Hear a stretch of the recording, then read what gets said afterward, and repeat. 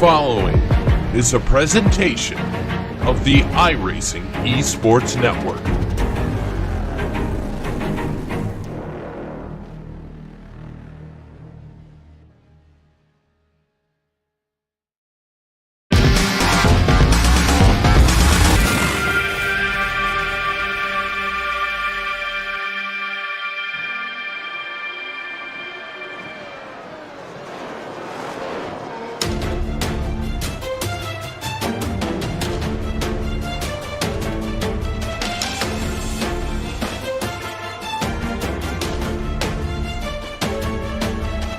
Until this point in the iRacing World Championship Grand Prix Series, if drivers made a mistake, they had an out in the phrase called a drop week. Now, as we enter the back end of the season here at Zandvoort, that no longer applies. You make a mistake and you really are going to pay the consequences in that chase for the iRacing World Championship Grand Prix Series crown of 2018. We've not been at this track for quite a number of years, so it's also my favourite one on the calendar. So welcome to the Netherlands and welcome to Zandvoort for the iRacing World Championship Grand Prix Series on RaceSpotTV, streaming live on the iRacing eSports Network. Will Vincent, along with Jake Sperry and Jonathan Simone. Let's have a look at the track temperature. It is overcast and it's cool. That means it's going to be hard to get the tyres up to operating temperature, and that's going to be important to note on what is a short track at only 2.6 miles in length. Qualifying is already underway. We've had a couple of drivers. They have set themselves their laps already. They are Mac Backham, Kevin Ellis Jr. and Michael Partington, although Josh Rogers will go to the top of the time stands for the time being. And now Peter Berriman, 1:11.805. He has provisional pole for the time being. But I'm going to bring you in first here, Johnny. We've talked about this all season long. When you get to Zandvoort, the mistakes, they've got to stop. Certainly do. They cannot make mistakes at a circuit like this. There aren't many, or if any, tarmac runoff areas at all. But good to see Peter Berriman in that Apex Racing UK car up on provisional pole, 1:11.8. Now, don't forget, Will, he was on pole position last round. He's a very quick qualifier. He let a win slip away in the closing lap, so he's one step of the way there to another victory here this afternoon with a good provisional pole time. Yep, Jamie Faluk about to cross the start-finish line in the Apex Racing UK machine. As he does so, he goes himself to the top of the timing stand for the time being, 1:11.764 for him. As we've got ourselves Mitchell de Jong and Martin Kroenke all on track right now. There is a look at the two-time series champion Martin Kroenke. Worth noting, Jake, that Freek Shawhorse has actually done not a bad qualifying. We haven't seen Freek qualify well, I think, in quite a while now. No, we haven't, and I think Freek Shawhorse knows that he's got to step up this one because there is a certain five-time world champion who is not here, so he'll be carrying the flag for Team Redline. So he is there in third position behind the two Apex machines, 2/10 off at a circuit where, in very, very cool qualifying conditions, oversteer is going to be the big worry for a lot of drivers here today. They've got to make sure they are pinpoint accurate and they are applying that throttle as easy as they like. And I think it's very telling when you're about 6-7 minutes into qualifying already and you see that only one Coanda car has set a time. Both de Jong and Kroenke have been having multiple attempts to try and set up a lap because they've been struggling, Will. Yeah, as we're on board with Martin Kroenke right now, that fast right-hand sweep, he just worked himself through right now. This is to say, is I'd say alongside Monza, the shortest in terms of track length that these drivers go to. Of course, slightly different racetrack to Monza. It is more technical. You have got more complicated corners all the way through the lap. That middle section, you get it right, fantastic. You get it wrong, you can lose 2 seconds in a heartbeat. Kroenke now down into the Audi S, pushing a little bit wide, but able to keep it on the island for the time being. just one more corner to go, realistically, for him here. And that's Ireland corner. Gets a little bit of opposite lock as he heads himself towards the start-finish line. De Jong goes up into third place. Rogers' second lap will take it up into second. Marcus Jensen up into fifth place. And Martin Kroenke fourth only for the time being. I'll tell you one thing immediately, though, there, Johnny. If he hadn't had that opposite lock on the Ireland corner, he would have been on pole position. Yeah, you're definitely right with that. He's definitely not the best lap we've seen from Martin Kroenke. He can set another one, though, later on in this session. Jamie Fluke, though, on pole. He's improving more and more as the season goes. And right now, an 11.7, very quick time. So two things to point out as we progress through the session. I don't think the drivers are expecting the conditions to be this cold for qualifying, because a lot of them aren't used to them. It's very difficult to drive on. And with no Gregor Hutu this afternoon, if he doesn't show up for the race in half an hour's time, he'll actually won't be able to take this round as a drop round. He's currently second in the championship heading into Zandvoort. Yeah, and that's one of the things we're going to talk about in our kind of pre-race coverage. The fact that Gregor Hutu is not looking as though he's going to be a part of this event. Well, that pretty much could put him out of the running for the championship, leaving it to be, realistically, a Kiwander shootout. Peter Berryman does not go faster. There is Matt Backham. You see him on the exit of pit road right now. We've got Ricardo Orozco. He is on track right now. Drivers not to have actually set a qualifying time. They are Mogar Filo, Daniel Wensing, Isaac Price, David Williams, Tommy Erskard, David Acor, Stephen Michaels, Kazuki Omashima, and Dion Vergers. So basically, if you're a Radicals driver, Jake, for the most part, you haven't yet qualified. Except Wensing just has. Yeah, Wensing just came across the line and he has moved himself with a 1:12.756 into around that top 10 areas. Mogar Filio now comes across the line, bottom of the timing stands, 1:13.582. And this is what we're starting to see. Drivers are struggling on these lap times. They need a bit of time to get these laps together and starting to bring them out. Marcus Jensen, for example, Burst eSports, currently in position at number 6. Now winding himself up through the S's section here, looking to put the power on to get to Shivlak. This beautiful right-hander, always a difficult challenge at 230. Back onto the power, and then the ever-decreasing radii of right-handers, and a little wiggle through the first one. On the brakes there after Marlboro, into Renault, and now looking for the Vodafone left-hander. And for Marcus Jensen, it's not neat, it's good, but it's not quite what he needs at the moment, and he needs 2/10. He does. Josh Rogers is in second place in the sister Burst eSports car and has done all of his laps. Here is Marcus Jensen, exit of Audi S. Gets a lot of oversteer on the exit of that corner. He's probably going to bring it to the line. He's looking for a 10.5 right now to get himself pole position. I think he lost it there on the exit of the Audi S past the start-finish line. You can see the frustration wiggle there from Marcus Jensen as he does not improve. Ilka Harpala is on a lap right now in 13th place. But I want to turn my attention actually, no, we're going to keep it with Ilka Harpala for the moment. Although Mitchell de Jong is on track, so we are going to go to him. One thing you can see, Johnny, is they're taking it so slowly, but then as you come down into Ireland corner, you've basically got to slam the throttle and hope it sticks now. Yeah, but this hasn't worked out for a lot of drivers this season. This is a tactic we've seen throughout the 2018 campaign, and I don't think it works, but we'll find out now as de Jong heads into turn 1, looks for the brake markers, sweeps into the corner. You don't want to be touching that curb on the inside, and de Jong nails it perfectly through there. And now through this first sector, just so tight now through the left-hander of turn 3, up the hill. It's blind through here, but it's a full throttle section. Just trying to straight line this as much as possible. Look for all the grip. The camber makes this circuit so fun. And through the middle sector, de Jong looks like he's had a good lap so far. Maybe that tire saving tactic works. Sector 1, 25.007 for him. He'll get the Sector 2 beam in just a moment's time as he heads himself now, that left-hander down at Vodafone. Exits Vodafone. Now, that short straightaway. This is a passing zone into the Audi S. 25.233 for sector number 2. Audi S, good on the entry, good on the exit. Holds on the exit. Now, he's really got himself Chemo corner and then into Aaron Leyendyke. He's good through Chemo, through Aaron Leyendyke. He comes. Final corner, good, to the line. Can he go faster? Answer is yes. but it's not going to be pole position for him. He remains in P7. In fact, no, he moves up to P number 6.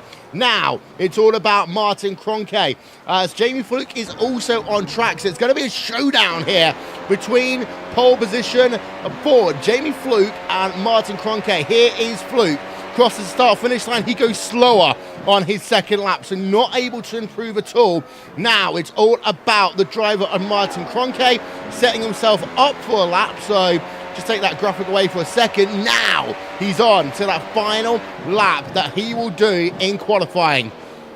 Tarzan corner looks good for him. Let's ride on board then with Martin Kroenke during this lap. Give you some RaceSpotTV fan immersion.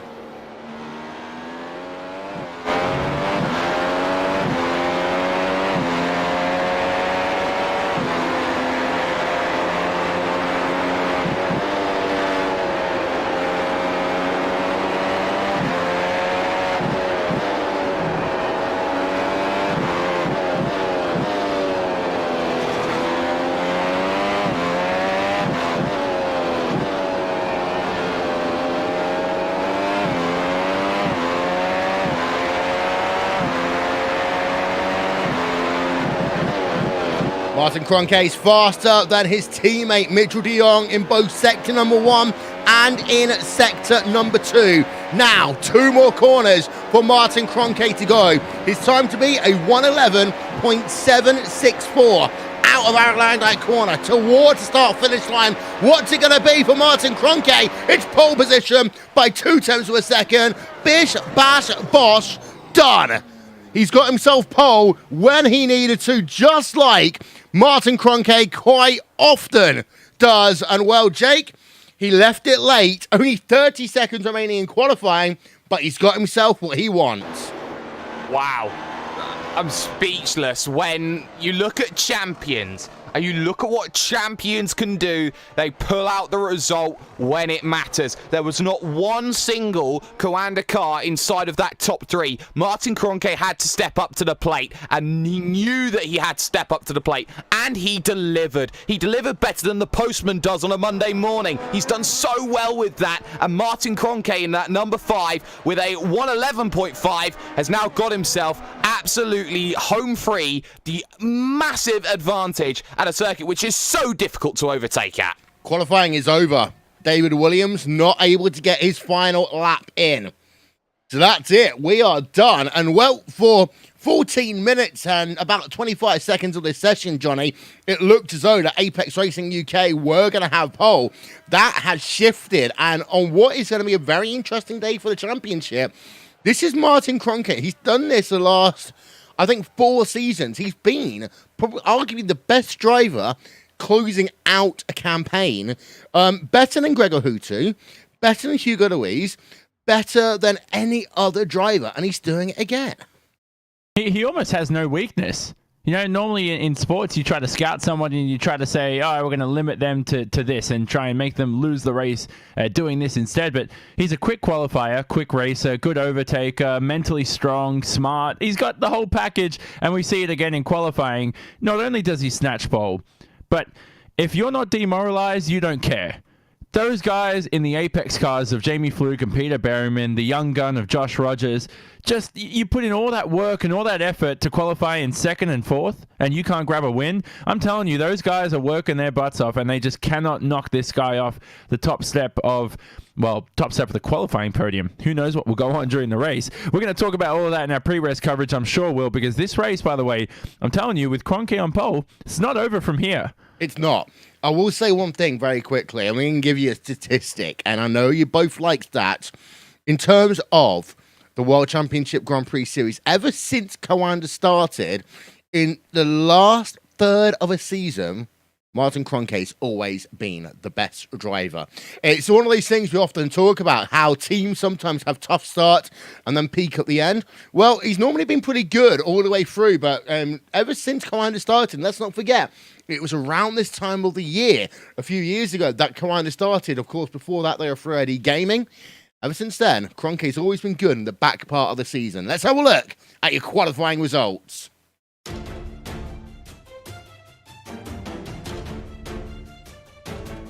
So it's Coanda It's Martin Kroenke. It's the 5 car, 111.511 for Martin Kroenke, with Jamie Fluke second place at Apex Racing UK.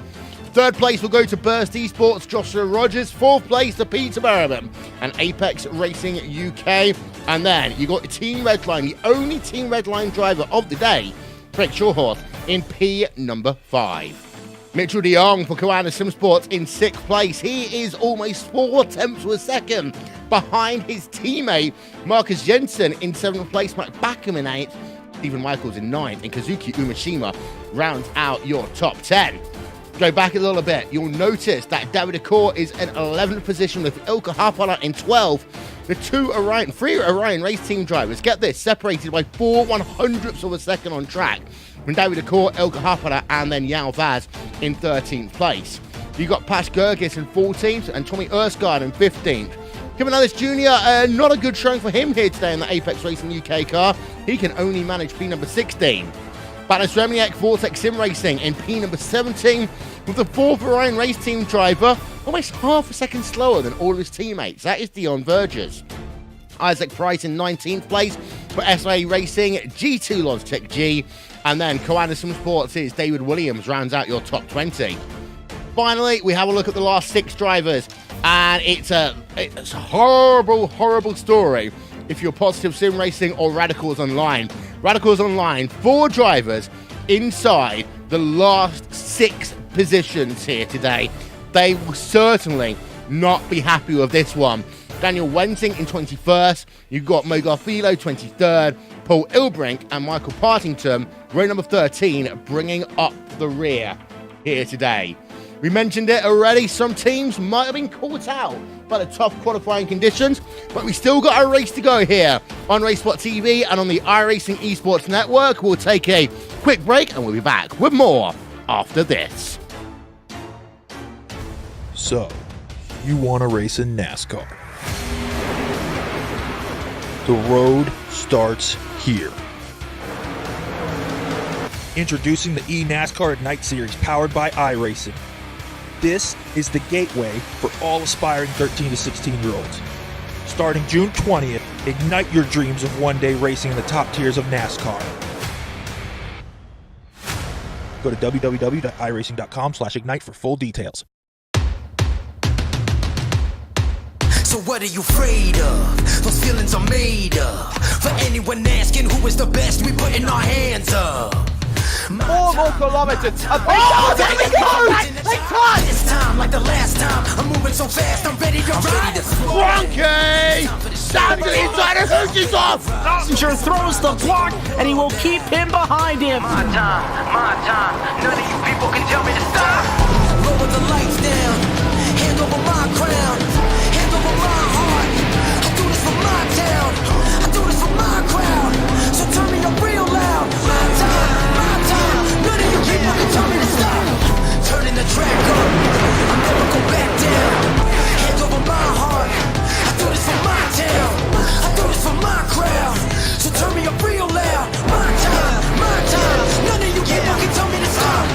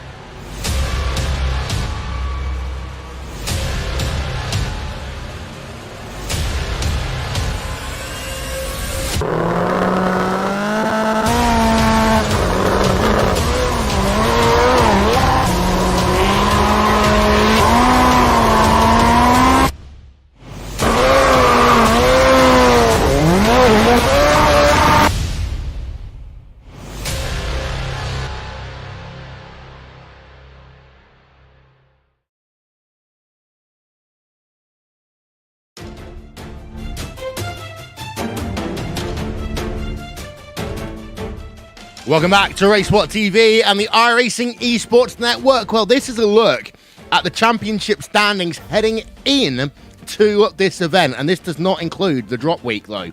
Mitchell de Jong, 594 points. Gregor Houty, 554. Martin Kroenke, third, 547. Mac Backham 4th at 484. Kevin Ellis Jr. at 440. Jake, 2-horse race now for the championship. Agree? For now, because we've seen how drivers have thrown massive amounts of points away in the opening 8 rounds of the championship. And honestly, I see that continuing. No driver has been able to assert his dominance on this series. No driver has been able to go back-to-back in terms of race victories so far this season.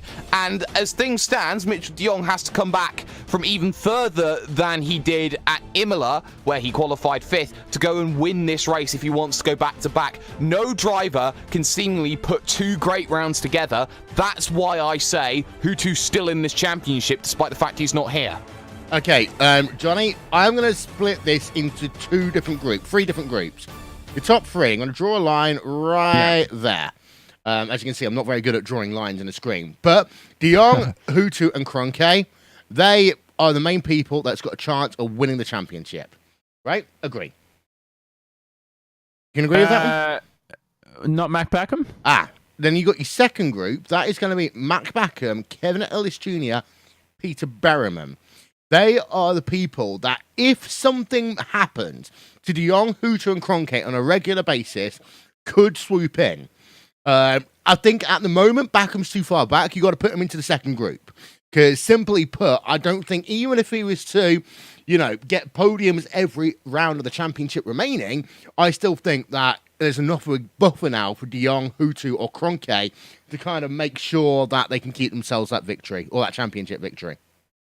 Yeah, I mean, I know what you're saying there. Like, Backham, he's got 2 race wins this season, and that's actually one more than Gregor Hutu. But he's a bit streaky at times, and I think even he said this the other day. I can't remember if it was him or somebody else, but he needs to improve his qualifying performances, because that's not helping his race results.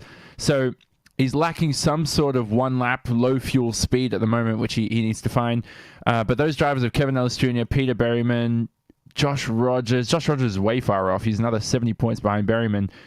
Yeah, there is a second tier there, but I do think then maybe you're right. It is between that top 3 of the 3 you mentioned. And then you've got this 4 here of Rogers, Fluke, Jensen, and Heglin. Now, I know that the Burst eSport fans, Johnny, are not going to like this, but Rogers is too far back. It would take a miracle for him to win a championship from here on in. I think Rogers at this point, the best he's looking for is maybe trying to get a top 5. I don't think anything else in the championship is going to be easy for him. He might be able to snatch 4th, but definitely not top 3 in the championship. Yeah, top 5 is definitely possible, but top 4 is almost not out of reach. I mean, it's still a long season. There's 6 rounds to go, including today, but 100 points for a race win. And even if you have a bad round and you end up finishing, I mean, there's 26 cars showing up today. If you finish 26, you still score 10 points. We don't have the 40 cars that we should be having. Not everybody's attended the race. So to make up that 100-point deficit or whatever he's got on 5th position, Kevin Ellis Jr. is going to be too much to handle for Josh Rogers. Very quick driver, though. Yeah. And here's a look at the rounds remaining in the championship. Zandvoort today. Then we've got ourselves Indianapolis. That'll be in August. So we've got ourselves a summer break after this one. Then Suzuka, Nürburgring, Spa, and Circuit of the Americas to close things off. And I will say one thing, Jake. These tracks, I think all of them, everyone can agree, are tracks that have variety. They are complicated tracks. I mean, yeah, Indianapolis, it seems a bit like a Mickey Mouse track, but actually, when you consider the setup variables, you consider the way you got fighting towards turn number 1, I think that if you can basically ace these 6 tracks, then you deserve to be doing well in the championship. Yeah, and I think that it comes back to what iRacing needs to be looking at in terms of their track composition and makeup for the series as well, because what Indianapolis has, which a lot of circuits don't have, is a fantastic run to the opening corner and an opening section of lap where you can really go and attack, and that was showcased by Mac Backham last year. It's why I'm such a massive advocate for a circuit like Barcelona to come onto the iRacing calendar and get onto the iRacing service. It's huge because it offers a great opportunity plenty of battling in the opening sector, which is what draws people in to watch these sorts of races. I want to see a great race. I think Zandvoort has a great opportunity to put a great battle in, but of course we know how this is basically iRacing's version of Monaco at this stage. So tight, so narrow, no mistakes, or we could very, very quickly see a track blockage.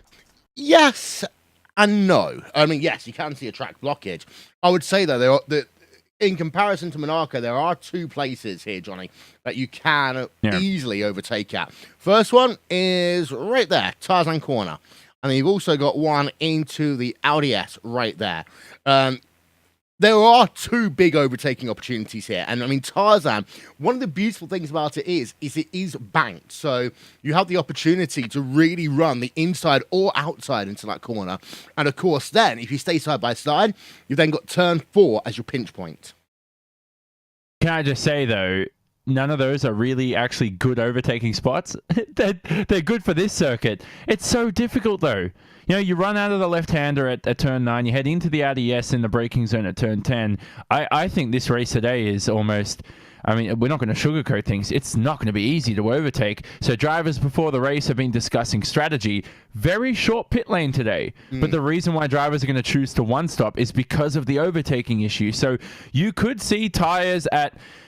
stretch their limit here today. Who knows what's going to go on? Will a driver try to stretch his stint and the tires are off the cliff? Will that cause some chaotic, trains and chaos down the back end of the order? It could actually be an interesting race coming up here for these next 70 so laps, because we haven't been in a racetrack like this where it's been so difficult to overtake, and drivers are trying to stretch a 2-stop strategy to a 1-stop. Since VIR, I believe. Couple of years. Yeah, that was one. Yeah. VIR. I want to give a quick shout out, of course, to Andy One and One Design for our overlay and our development by Simon Grossman, aptengineering.com. Nick Thissom, RaceSpotTV live timing and scoring, and of course, TV cameras by Iswan Balal, trackcams22.com. That is it then for our pre-race coverage. We've got more to talk about. But first, we got to get ourselves ready for the race that we hear live on RaceSpotTV and on the iRacing eSports Network. Next.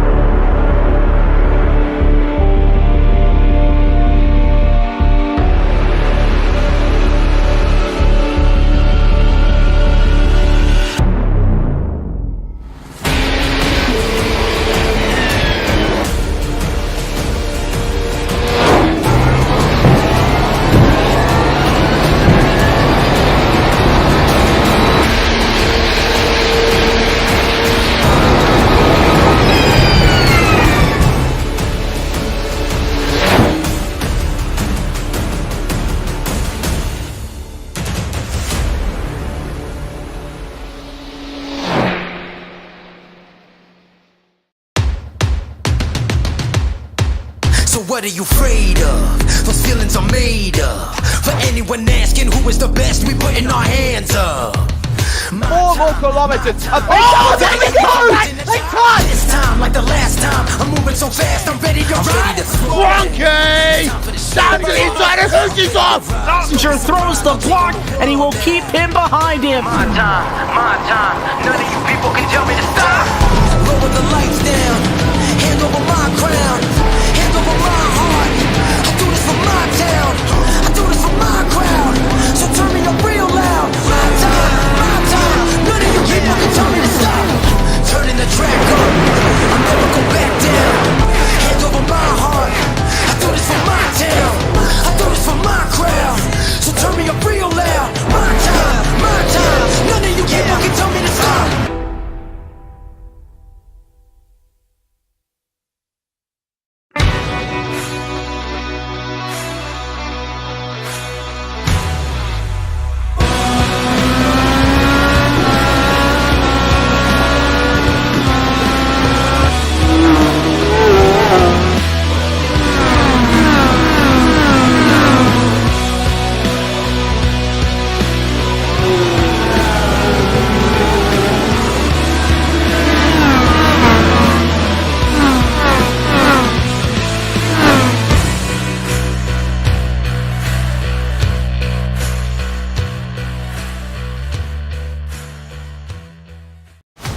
So, you want to race in NASCAR. The road starts here. Introducing the eNASCAR Ignite Series powered by iRacing. This is the gateway for all aspiring 13 to 16-year-olds. Starting June 20th, ignite your dreams of one day racing in the top tiers of NASCAR. Go to www.iracing.com/ignite for full details.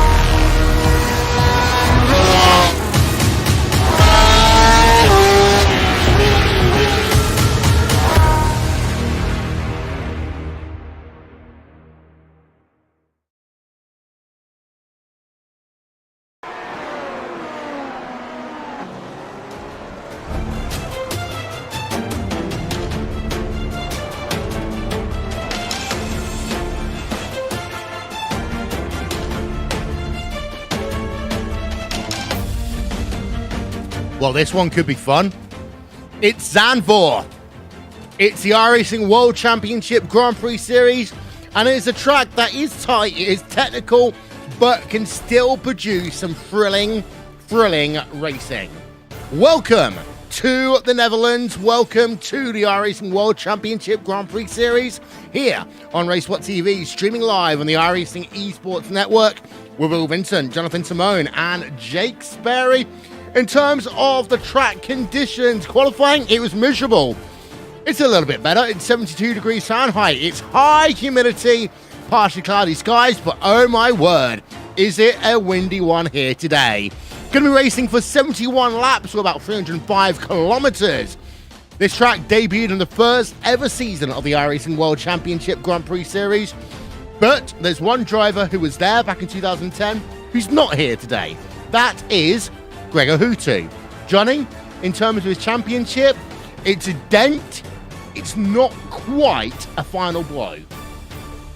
Certainly isn't. He finished second here last time Zandvoort was in the World Championship back in 2014, so didn't get the race win that time out. But hey, I'll tell you what, though, he's not here today, and who knows how this race would have gone for him. He hasn't attended the race, and this will be a big blow to his championship. I really wanted him to grab number 6, but hey, I'll tell you what, it's not over from here on in. Who knows what happens over the next 5 rounds.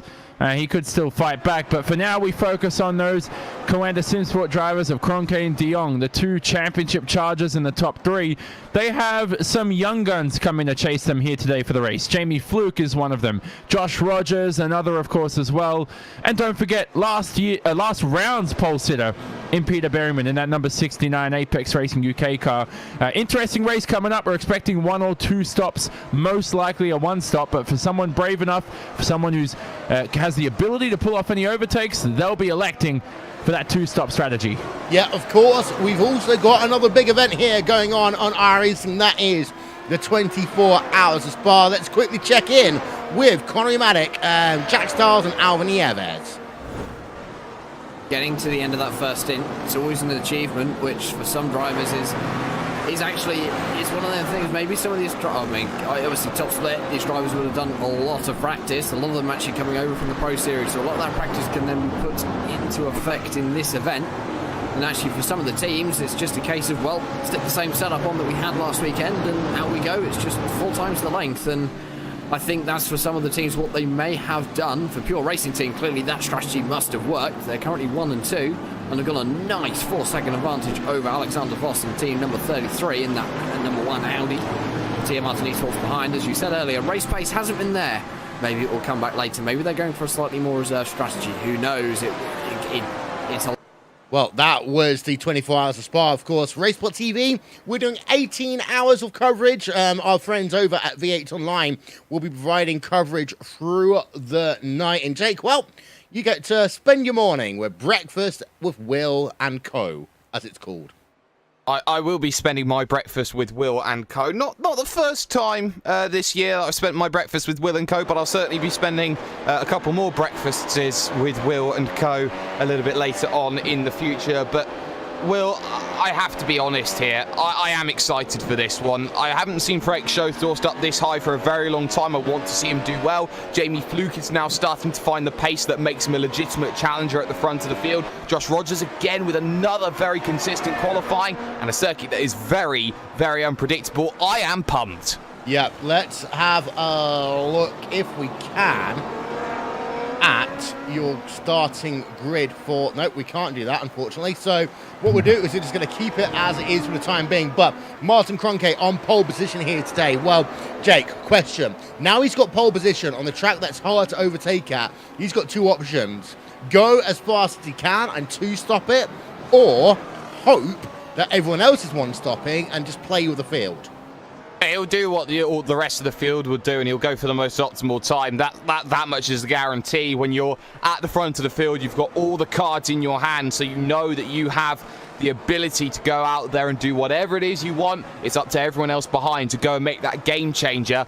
But what I will say is that on 3 occasions this year, Martin Kroenke has thrown away a race victory. I don't want to see that happen again, and he's got half a minute before he decides his fate. Well, okay, give me a race winner. First of all, you, Jake. Jamie Fluke. Johnny. You're going to call me boring, aren't you, when I say this? Martin Should I Kroenke. say it? Yes, he's going to win it. Okay. Well, apologies to the other 24 drivers that we didn't get a bit more diverse in that one. But practice is about to end. We've got ourselves now less than 10 seconds. And then we'll head ourselves down to the starting grid for this round of the iRacing World Championship Grand Prix Series. Checkered flag is now out. And that means the next thing drivers do is grid.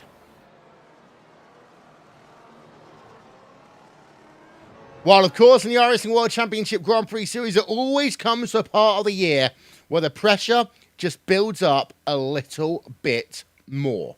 That is now the case here at Zandvoort. For the rest of the season that's been, you had the chance to use a drop week. If you had a bad race, well, there's a chance that you could scrub it, not entirely, but scrub it partially at least, from the record books. Well, that isn't the case anymore.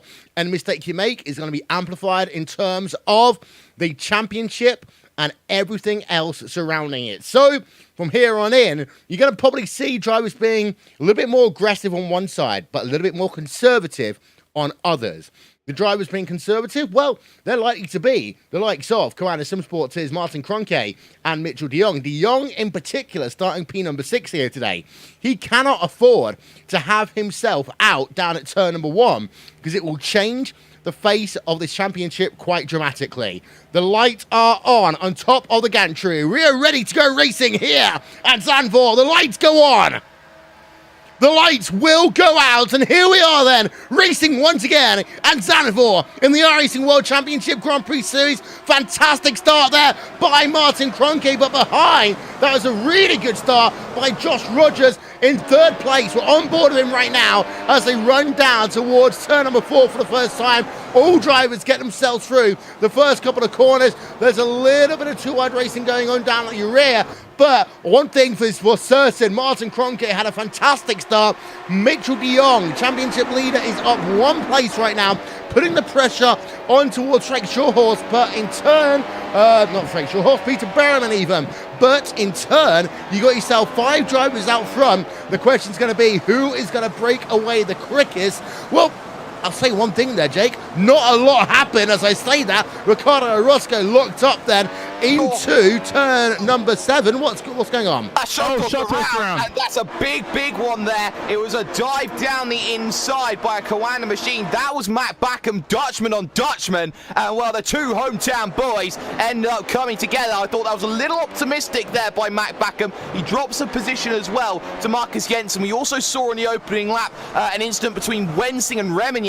So already a couple of incidents happening there, and Shotos will not be happy, and neither neither will Dom Duhan. Oh, yeah, we can see that, man, for Matt Backham, of course. Backham has had incidents with Team Redline. Kawanda has had so many incidents with Team Redline this season. And we talk about the fact that, you know, these two teams, they get on professionally. But this season, Johnny, I think has been the most that Kawanda and Redline have come together at any point in the World Championship Series history. Yeah, ironically, yeah, they have. But Mac left him room. I think Mac was all legal there. He went up the inside, and Frake, it was so tight between the two of them. There was just a slight bit of contact. There was nothing really that any driver did wrong. Frake just tried to squeeze Mac down the inside as well and tried to make the move difficult. And I think the contact was so minuscule. I really feel bad for Frake Shotor. So the contact was literally like a feather, and it sent him all off the racetrack and spun around. So, I mean, that shouldn't have been race ending. Something went wrong there. Regardless, he's going to be surely disappointed with that. And one of the only Redline cars out there today, the only, and not the best start to their race so far. And I have to say, it was rightly so that every driver was aggressive in those opening laps, because it's going to be incredibly difficult to make a move over these next 15-20 laps. Well, one thing I was going to say here, Jake, is if we're going to be really, as David Williams had himself an issue, he's falling down the timing and scoring fields quite dramatically. He's now down into 23rd place. That is the last of the drivers who was classified on the lead lap. But, Jake, I was going to say, in terms of Redline, they only had one car on the field here today. That car out by the end of lap number 1. Is that it now for Redline this series? No, because Greg is still in a title fight, but I don't know where Redline will really go. They've got enough members to cover all bases. I don't think it's going to be a case of we're seeing everyone run off everywhere else. I will say, though, cracking little scrap going on right now is Kazuki Umeshima, who's up 2 positions, now looks to chase down Mac Backham. And Mac Backham, just looking at his machine, does have a little bit of a torn up front nose, so certainly feeling a bit of aero effects, especially around a circuit where it's very, very aero dependent. I think Kazuki Umeshima smells blood and he wants 7th. Yeah, you can just see it on the very front part of the car. I mean, right about there, that is where it's supposed to be nice and level. It's not the case in this circumstance for the driver of Mac Backham. So he's in P number 7 right now. He's got himself Kazuki Umeshima behind. Ilka Harpera in 9th and David Acor rounding out your top 10. Live timing and scoring is available. Visit RaceSpotTV /timing for that one. As well, Peter Berryman right now is behind Josh Rogers, but nothing really happening there. We have got Kevin Ellis Jr. though versus Pas Gergis. This will be an interesting one because Kevin Ellis Jr., of course, high up in the championship, but low qualifying here today, Johnny. He really needs to get an early move on. They both had good starts, Gergis and Ellis Jr. So both of them now heading through the long right-hander of turn 6. So this circuit just doesn't quit, does it? every corner's a workhorse. Come through this another medium speed right-hander again. You know, the thing about the circuit is Jake spoke about downforce, very important. What's underestimated is in a Formula 1 car, all low-speed corners are reliant on your rebound damping and your soft damping, your weight distribution. All the medium-speed corners are on the anti-roll bar. So as much as aero is critical at Zandvoort here, the anti-roll bar is as important, and that's a very good critical setup aspect to get right in this car. Yeah, indeed. So as the gap remains at 3 tenths per second on board, of course, DRS is now enabled. We're on board then with Kevin Ellis Jr. up to 200 miles an hour. Only just hitting 200 miles an hour in towards turn number 1 that time by. Behind, not many battles going on. Tommy Erskard, Stephen Michaels is going on. Drivers out this event so far, they are Ballas Remniak, Daniel Ernst-Wernsing and Frake Shorthorse. All involved in incidents on lap number 1. Josh Rogers, though, versus Jamie Fluke. This is Burst eSports again here, Jake. They need to try and see what they can do over a full race distance because they've been good in qualifying. But as I said a couple of races ago, they are suffering from the same issues that Apex Racing UK had about 2 seasons ago. Yeah, Yeah, you're starting to see that from Burst Esports. They found the pace, now they've just got to find the consistency in it. It did take a couple of years for Apex to go and find that, but Josh Rogers is still in a really good position. He's tucked up in the DRS with Jamie Fluke, who's almost about to fall behind 1 second now to Martin Kroenke. That's just precedent of his pace and how he just wants to break away. I think this is still a good opportunity right now. It's a 71 lap race. It's a long race in terms of laps, so Rogers has a lot of time to go and make sure that he's got time to settle in. He's only half a second back. He's got that time to work in with a little slightly missed apex there through Tarzan, which he can recover back from Jamie Fluke. I think Rogers knows it's only time before he starts applying that mental pressure and testing the resiliency of Fluke. I want to put a circle here, Jake, on the driver in the number 69 car, of Peter Berryman, because I've got a feeling he's not going to be talked about too much here today. But he's a driver that he knows that Rogers has had incidents this season. Kroenke has had incidents this season. Fluke has had incidents this season. And yes, Berryman himself has not been perfect this season, but Berryman's thinking, wait a minute, if I try and just keep my car clean and stay in the window, if any of these guys have an incident, I've got a podium.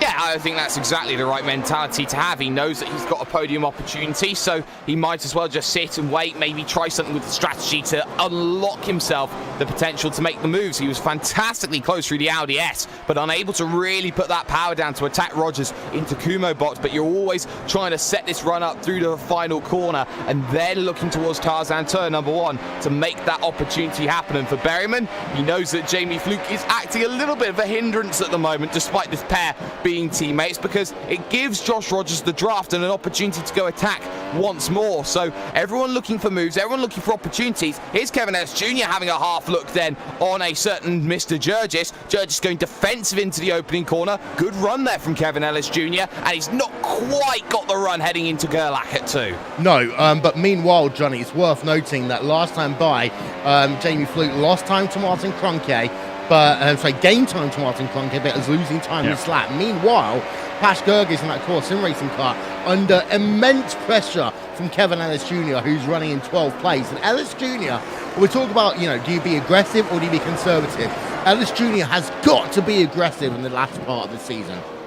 Yeah, it depends on his strategy too. If he pits around lap 20, you'll know he'll be on that 2 stops, but he needs to finish high up in the championship. He don't want no credits for prize money. He wants actual cash, and that's what he's going to fight for here. DRS enabled, heading into the Audi S. I told you, as this is one of the best overtaking spots at this circuit, and it's almost one of the worst at any other circuit on the calendar. It's so hard to overtake heading into turn 10 and 11 there. Through the final couple of corners here, Ellis Jr. has a good opportunity here, Will, on the main straight. He does. Of course, that DRS train will remain. And that's the thing. Early on in this event, it can be a little bit more complicated to overtake. You can see Ellis Jr. taking the wider line into Tarzan corner to try and get the better exit then in towards turn number 2, turn number 3 into turn number 4 on track. And well, the thing about this track is that it's a fun track to drive. In fact, it's a really technical track to drive. And if you can master this track, I argue you can race pretty much anywhere, but when you put 26 race cars on this track, all with similar skills, it takes, as you said earlier on, Johnny, about 20 laps for the field to spread out enough that you have the opportunity to then actually make one-on-one passes. Yeah, well, that's it. And also for the field to spread out to find the gaps when you pit. Yeah. There's so much that can go on later on in this event. By the way, back to the top 4 battle. Jamie Fluke now out of DRS zone of Martin Kroenke. Can I just point out that Jamie Fluke looks like he's on rails? He looks so quick. I've never seen him drive this well. And we're also forgetting the fact that he's currently in the 2nd position. I mean, for Rogers and Berryman, this is almost normal now.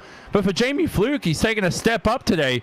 1 second. He's now 0.9 of a second across the start-finish line away from a 2-time world champion.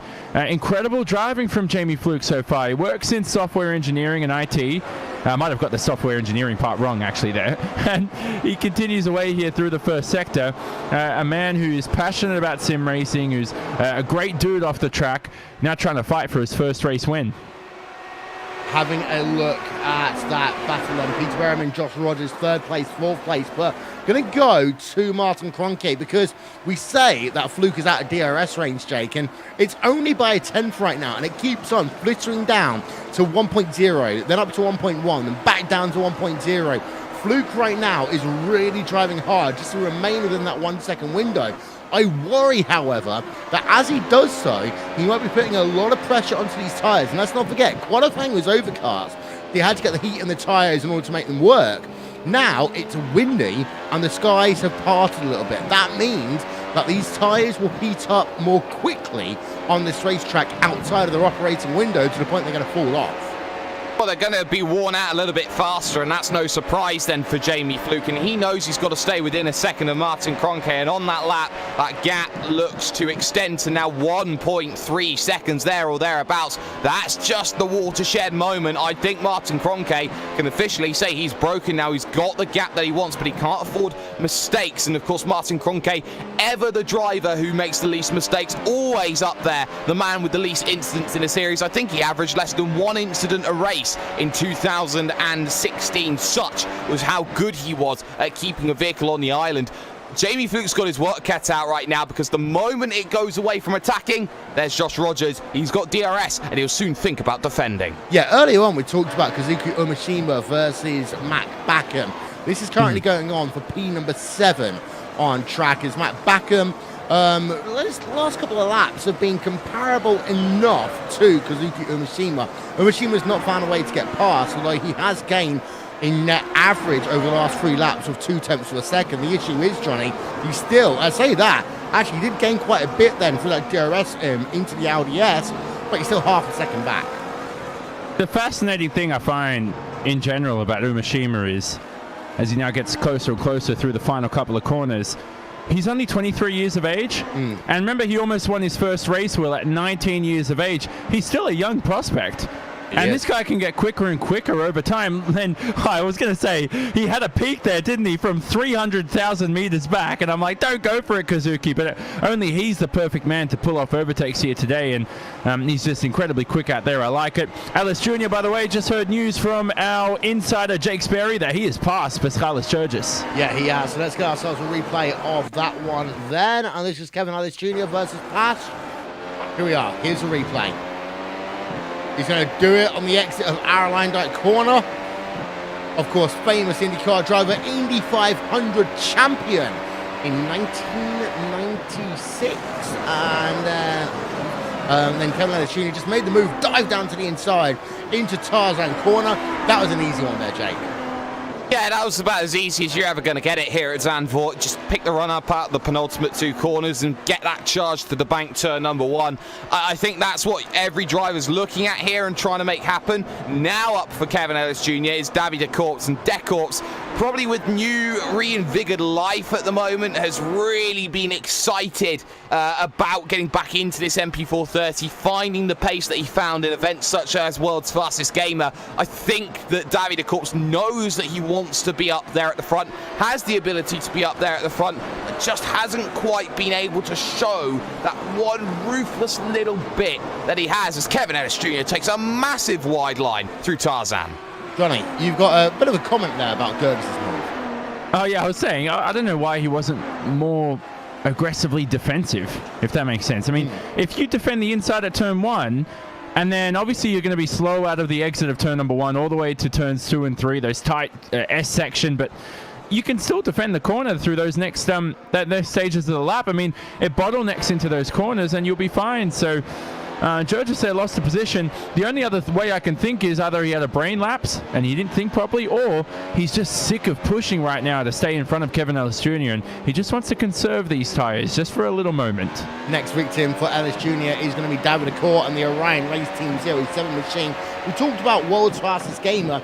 Of course, we've got McLaren continuing to push in terms of eSports with their new Shadow project. We're going to have 2 series here on iRacing, the iRacing eSports Network, and on RaceSpotTV. That will be in terms of this car, the MP4-30, and also the GT car, the MP4-12C.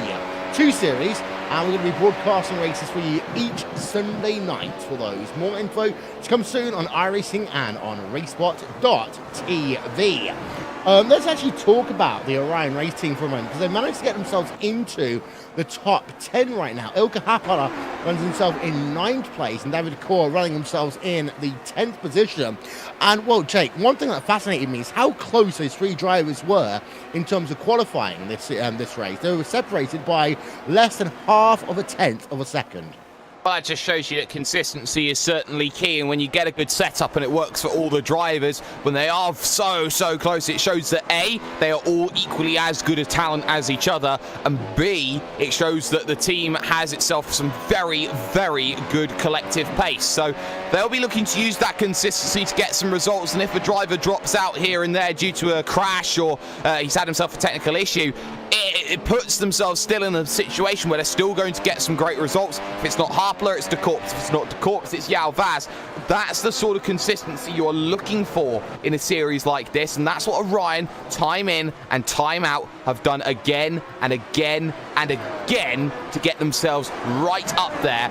Not necessarily known, but certainly right up there now as Jurgis defends from Stephen Michaels on the outside into turn number 1, and that's just checking up, allowing João Vaz in. Yeah, as Michael's not able to get past. See? Pardon? Sorry, Will, I was saying, you see? He defended and he was able to stay in front this time. He should have done that against Ellis Jr. He was. I was also going to say, this is an interesting fact. The Orion race team are the only team, Johnny, to have had drivers run at every single, to have drivers who have run at every single Zandvoort race in the World Championship Series history. Now, you've officially taken the useless stat remark from me, Will, for the first time. Come on. That's Ilkka Haapala. I mean, because he's been here since God knows when, since 2010, but he has run every single race at Zandvoort. No other driver has the opportunity to claim that. Yeah, I like that. No Hutu today, right? I mean, Hutu, if he came today, he would have been... Would he have raced every race at Zandvoort, even if he showed up? Can't believe he didn't show up. No, not just for the championship, but for the Zandvoort stat. No, I'm just... Maybe he got lost at the virtual Schiphol airport. Maybe. But Ilkka Haapala, regardless of that, back to him. He is a veteran of the series. He's still insanely quick. He is actually one of the most underrated drivers out there on the grid. Yeah, I agree. In fact, I say Orion race team. I mean, we talked about them on the season opening podcast that you did, Johnny. They're a team that, you know, they've never really battled for a world championship. They came close once for the first 4 rounds of a championship, but they never really had a full-length campaign of gunning for a championship. However, they are always a team that ends up with drivers inside the top 10 and drivers inside the top 10 in the final championship. Yeah, they certainly do. If you have a driver like Ilkka Haapala, who's in his 30s at the moment, and he's starting to age a little bit, 34 years of age, he has 2 wins in this World Championship all the way back in 2010. That was an eternity away. He started sim racing in the 90s, if you even want to call that sim racing back then. So he's been around for a while. And he's had, he's built in that muscle memory, all that feel. The thing I like about those drivers who started sim racing in the 90s is that they actually don't have to practice for too long at this age. That they've embedded driving so much into their minds and their systems. The likes of Gregor Hutu will sometimes only practice for about 45 minutes a day. And here's Rogers, almost moved off a move there on Jamie Fluke. Oh, and Peter Berryman, sorry. Berryman's gone through. Replay coming up. Jake, talk us through it. Oh, it was a wiggle from Rogers. I don't know if he was just trying to trail break into the corner, but the back stepped out on him, almost like a bit of snap oversteer. He did so well to correct it, using the banking to his advantage to keep the track on the island. But there's the mistake that costs him the position. That puts 2 Apex cars on the podium. That, you have to say, came out of relative nowhere, and that is a fantastic gift for Berryman, who goes, thank you, I'll cash the check in the morning. Yeah, but you say that, Jake, it's also one of the issues that Burst eSports have had in terms of their tyre life. It's the same. I mean, look again, snap oversteer on the exit of Vodafone corner, and this is the same issue that I talked about. Burst eSports at Apex Racing 2 years ago, they are struggling to get a 4-race stint together. They got the qualifying pace, but the speed that these drivers are running at, they cannot necessarily keep up when it comes to running a full race distance. And I think right now, Rogers had to push so hard over the first 15 laps of this event that Mitchell de Jong is coming. Mitchell de Jong might be past in the next 5 laps. Well, now that gap is down under a second by 6 thousandths, so we know that De Jong's in the wheelhouse now to try and take advantage. 1.4 seconds taken off on that last lap just thanks to 2 mistakes. And I think the big thing with Burst Esports is the big E, experience. They are lacking a lot of experience. It's only the second season for Marcus Jensen. It's only the first season, the debut season for Josh Rogers. Both of them are still under the age of 19. So you look at that team, you go, yeah, this team's going to be great 10 years down the line, 20 years down the line. But right now they're showing great pace now, but they're not unlocking all of that potential. They need to sign someone in their mid-20s, early 30s who can be that mentor figure to this team and actually go out there and say, well, you know, this is what you need to work on, this is what you can improve on, and you'll become a better driver for it. Indeed, so Mitchell de Jong then in P number 5, hunting down Josh Rogers. Let's ride a lap on board with him.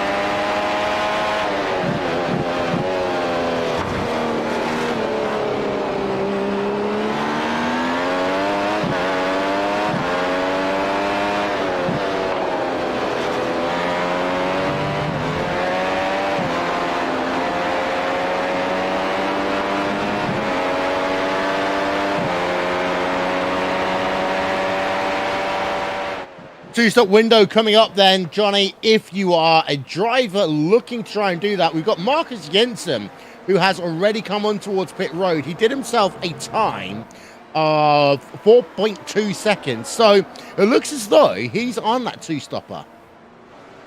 He found a good gap out there on the racetrack, possibly ahead of Michael Partington, but he's missed that now because Michael Partington has 4 seconds ahead of him, and he's right behind the Radicals Online driver. But yeah, the two-stop window is right now, and make your stops quickly, or else you'll be Marcus Jensen, for example, right now, stuck behind drivers. You want to find that clean air, but it's a real risky strategy, this two-stop, Will. I'm expecting the top 5 to stretch this out to a one-stop, especially since 19 laps into the event, your top 5 separated by 5 seconds. Nice work. Well, yeah, I would say that can go either way, because some drivers might think, okay, we're all so close together, we're not making inroads on each other, let's see what we can do around us with the gap that opens up in terms of traffic. But the thing is, Jay, that is a fluid gap. You could pit, you could end up with clean air for 2 laps, and then other people pit around you, and you're back in traffic. So you've really got to be careful. And I always say, it's the same in Indy 500, find a game plan and stick to it. Exactly, and it reminds me of the Monaco race that was seen in the World Championship Formula 1 this year, where Daniel Ricciardo had a lot of engine issues and nobody could still find a way to get up. Oh my word, we just had a big crash. Ilka Harpolo there, sorry, and Kevin Ellis Jr. Wow. And was that Kevin Ellis Jr.? No, it was a corpse. Yeah, David Accord. He got rammed down into Tarzan Corner. I was just taking a quick swig of water as you were talking there, Jake. But in towards turn number 1, I mean, that was... You talk about Daniel Ricciardo. That was Daniel Ricciardo-esque. Well, Daniel Ricciardo-esque in one sense, but it's the wrong take the postage stamp and send it there. Kevin Ellis Jr. missed his braking point there, and Davide Corpse, well, it's just as if the front wing just got underneath and he's up and over the banking, and that's a wicked, wicked accident. Kevin Ellis Jr., he's lucky. He's so lucky that he's still able to go and he's still got a front wing. But my goodness, Davide Corpse will be shaken up by that one. Yeah, and the thing is as well, Jake, is that, of course, this will be reviewed after the race, most likely, by the stewards.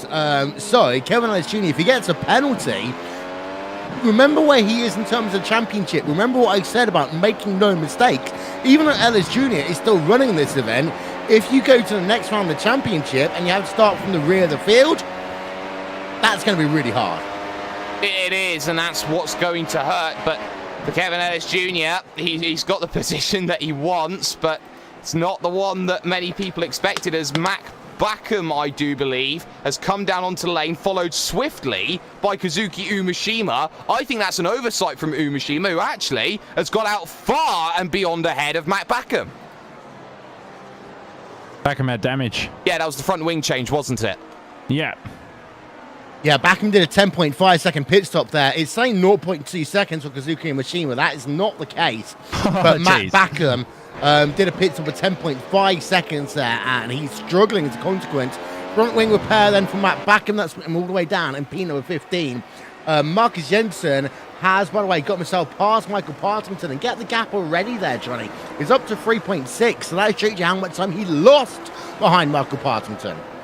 Yeah, exactly. Oh, goodness. So he's a lot quicker, Marcus Jensen. Before his pit stops, he was lapping 1 minute 16.7s, mid 1 minute 16s. Now he's in the mid 1 minute 15. So a 1 second difference. It doesn't seem like much, but at a short lap like this, very important. Josh Rogers enters the pit lane. Ilka Haapala also in. This is important for Josh Rogers, Will. The undercut could come into play, possibly for the race lead if Kroenke doesn't pit anytime soon. Nice into his stall. 3.3 seconds out and away. What a pit stop there by Joshua Rogers as he comes back out onto track. Well, Jake, you talk about needing a perfect pit stop. That was a perfect pit stop. Ace from Rogers and the Burst eSports pit crew, and well, you can see where he's come out behind Marcus Jensen, so that's going to be crucial. Jensen's going to do all the difficult work of trying to get past, and then that's going to allow Josh Rogers essentially just to breeze on by using Jensen as the pick. This is fantastic work now from Rogers, and he knows that he's going to be forcing the hands of maybe Peter Berryman or Jamie Fluke. One of the two has to cover from Apex, and then you've got Martin Kroenke out there on his own, but I think it would have to be Mitchell de Jong who covers that move off, and I think de Jong's going to drop back maybe a little bit over the course of this next couple of stints, but right now on cue in comes Jamie Fluke. Yeah, so Fluke's in, almost hits the guardrail as he comes on towards pit road, so Jamie Fluke comes in then to cover maybe Rogers, making his pit stop then in the number 49 Apex Racing UK machine. There are your top 8 along the bottom of your screen, but here comes Fluke then on towards pit road. First stop of the day, likely to be 2-stopper, out and away 4.1, but 21.5 seconds, same as Rogers in terms of the lane. But well, for Fluke, he comes out behind Marcus Jensen. Disaster there for Jamie Fluke there, Johnny. Yeah, but Jensen, he definitely won't be one stop in this race. This is a 2-stop race for Jensen. Fluke and Rogers can possibly stretch this out to a 1-stop, but it would be ultra optimistic. And it looks like Martin Kroenke, by the way, right now, he has to react. Otherwise, he's going to lose the race lead at the moment.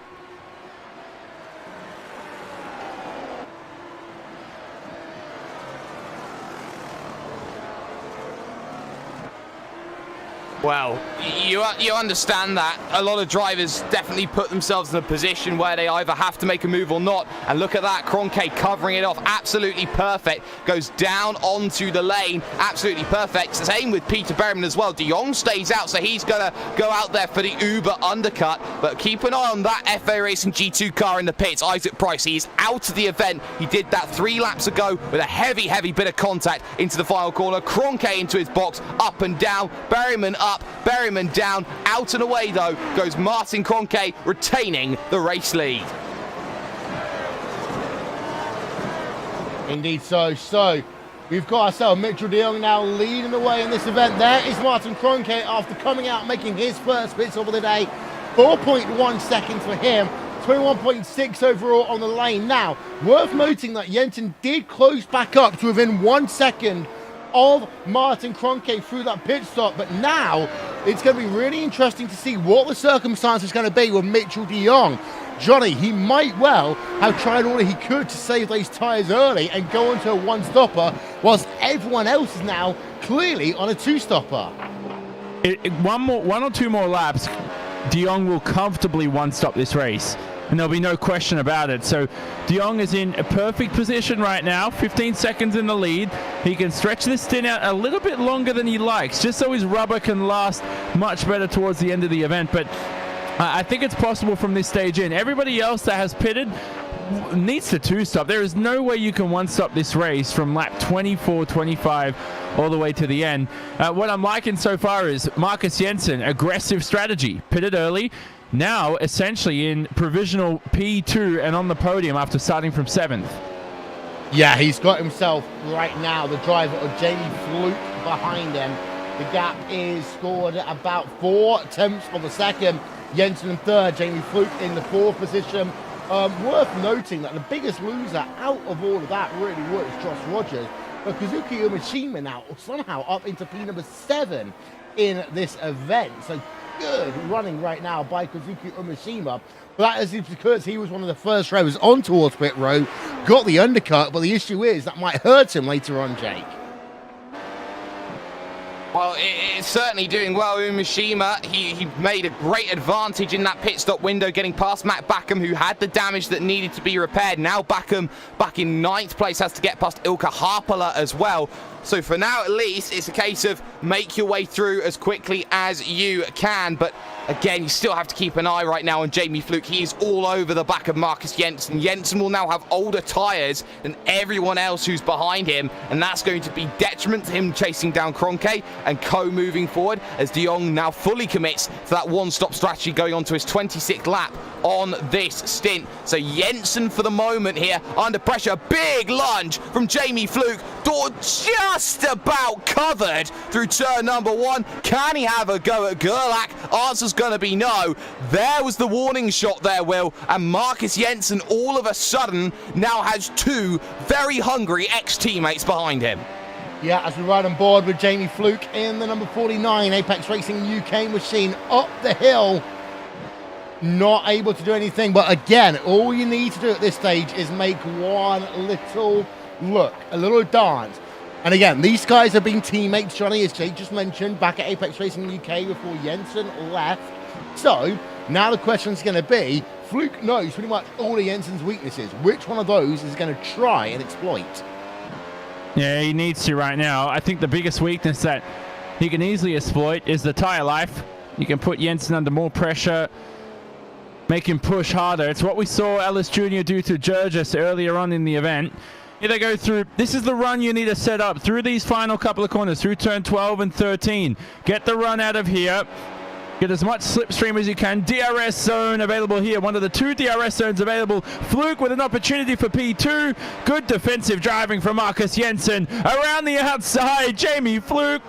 Brilliant braking, great confidence and poise, and slots himself into provisional P2 once Mitchell de Jong makes his pit stop. Yeah, fantastic overtake there. Peter Berryman wasn't able to follow through in towards Tarzan corner, but Berryman was very close there in towards turn number 4 as they work themselves up the hill again. Look at how close Peter Berryman is. I'll tell you one thing, Jensen's tyres are falling off a cliff already here. This is what I talked about before, Jake, about having to push those tyres too hard, too early, and then having nothing to defend with later on. And you can see how much he's checking up Rogers, who really is in the better position out of the pair of the Burst eSports drivers. You understand that Peter Berryman has to get through to keep the advantage up, but Jensen, the moment that Berryman goes through is the moment Rogers goes through as well. He will understand that there will be a multi-21 surely because of the differences in strategies. But for the moment, you look at Berryman. He's seen how he can do it around the outside at turn number 1 at Tarzan, the same way that Jamie Fluke has. Marcus Jensen right now is sitting and duck, and here comes Berryman. Well, yeah, here comes Berryman then as they come down towards turn number 1. Looks down to the inside. No, not able to do it yet. Not this time by. So we go on board then with Berryman on the exit of turn number 1. This tight even and twisty section through turns number 2, 3, and 4. One thing that's worth noting here, Johnny, is if you do end up going too wide through turn 4, there is always that risk that one of the drivers ends up in that tyre barrier. But Berryman, you see, this is where he's fastest. He's looking to the outside into 7. You don't make a pass there. No, you don't. And rightly so, he remains behind. Looking for a move here into turn 7. Still searching for a way past Marcus Jensen, the young man. Peter Berryman. Oh, man, he's so brave. This is the corner here. Turn number 9, where Backham and Frake Schotters clashed on the opening lap of the event. Berryman remains behind. Here's the second DRS zone. On the run down to the RDS into turn 10. Still no move available for Peter Berryman. You talked about turn 4, Will. You won't just end up in the tire barriers. You may end up in the spectator area, and that's why you don't pull off a move into there. Yep, so we're on board of Berryman again. Gets a much better run on the exit then of Kimo Corner. Now into Arrow Lyndike Corner. Towards the start-finish line, in towards Tarzan Corner, down to the inside. We'll go Peter Berryman. He's got the move done easily in towards Tarzan Corner, up into 4th place. But get this one, Jake. He's lost 1.6 to his teammate in 2 laps. That's just how much he was held up in that situation. Now, if there were any cool heads at a certain Burst Esports team, Rogers goes through as quickly as possible, because look how much he's being held up thanks to Marcus Jensen. Berryman is pulling away here, and I think it's going to have to be for Marcus Jensen. If you want Burst to do well, you got to let him go. There's no other alternatives here. Your strategy only works well when you come in, make that stop, and get back out again. And I think right now, Jensen's feeling the pressure here. He understands that he's got to do more than anyone else. I wonder if he goes even braver and decides to pit in very, very soon, maybe lap 35 or so, and go, you know what? The tyres are going away. Why don't we 3-stop this? We've got nothing to lose. Let's Max Del Orco it. Yep, let it go. Let it go there, Marcus Jensen. Your tyres aren't holding up no more. As Josh Rogers, I expect then Jensen to just ease off the throttle this time by. But the thing is, Rogers isn't actually right behind Jensen, so it's going to look a lot more obvious here. And you can see he's on the DRS, so he's not going to allow his teammate to go past. Yeah, Jensen, the thing is, if Rogers was within 0.2 of a second there, he very easily would have found his way past. Let's go back, though, to your race leader, because I want to show you a statistic here, Johnny, and have a look at the lap gaps. Look at this, 1.8 a lap. Kroenke is gaining over his teammate De Jong, but the issue is that De Jong is now 5.7 ahead of Kroenke, but he's about 4 laps away from pitting. He is. I mean, the one-stop window is essentially guaranteed open right now on lap 30. Lap 36 is 50% of the distance in the 71-lap race, essentially. You cross 50% of the distance at the end of that lap. So I don't think it's enough now for Mitchell de Jong for a one-stop. I don't think it's enough to win the race. But if you can hold up some good pace here towards the end of the stint and keep this strategy alive and still remain ahead of Kroenke before he pits, and then maintain good pace into the second stint, hey, let's not call things out. You know, de Jong could be in a good position. So we'll wait and find out later on in the event. Yeah, his best lap today, 1:15.856. His last lap time was almost 0.2 of a second slower than that one.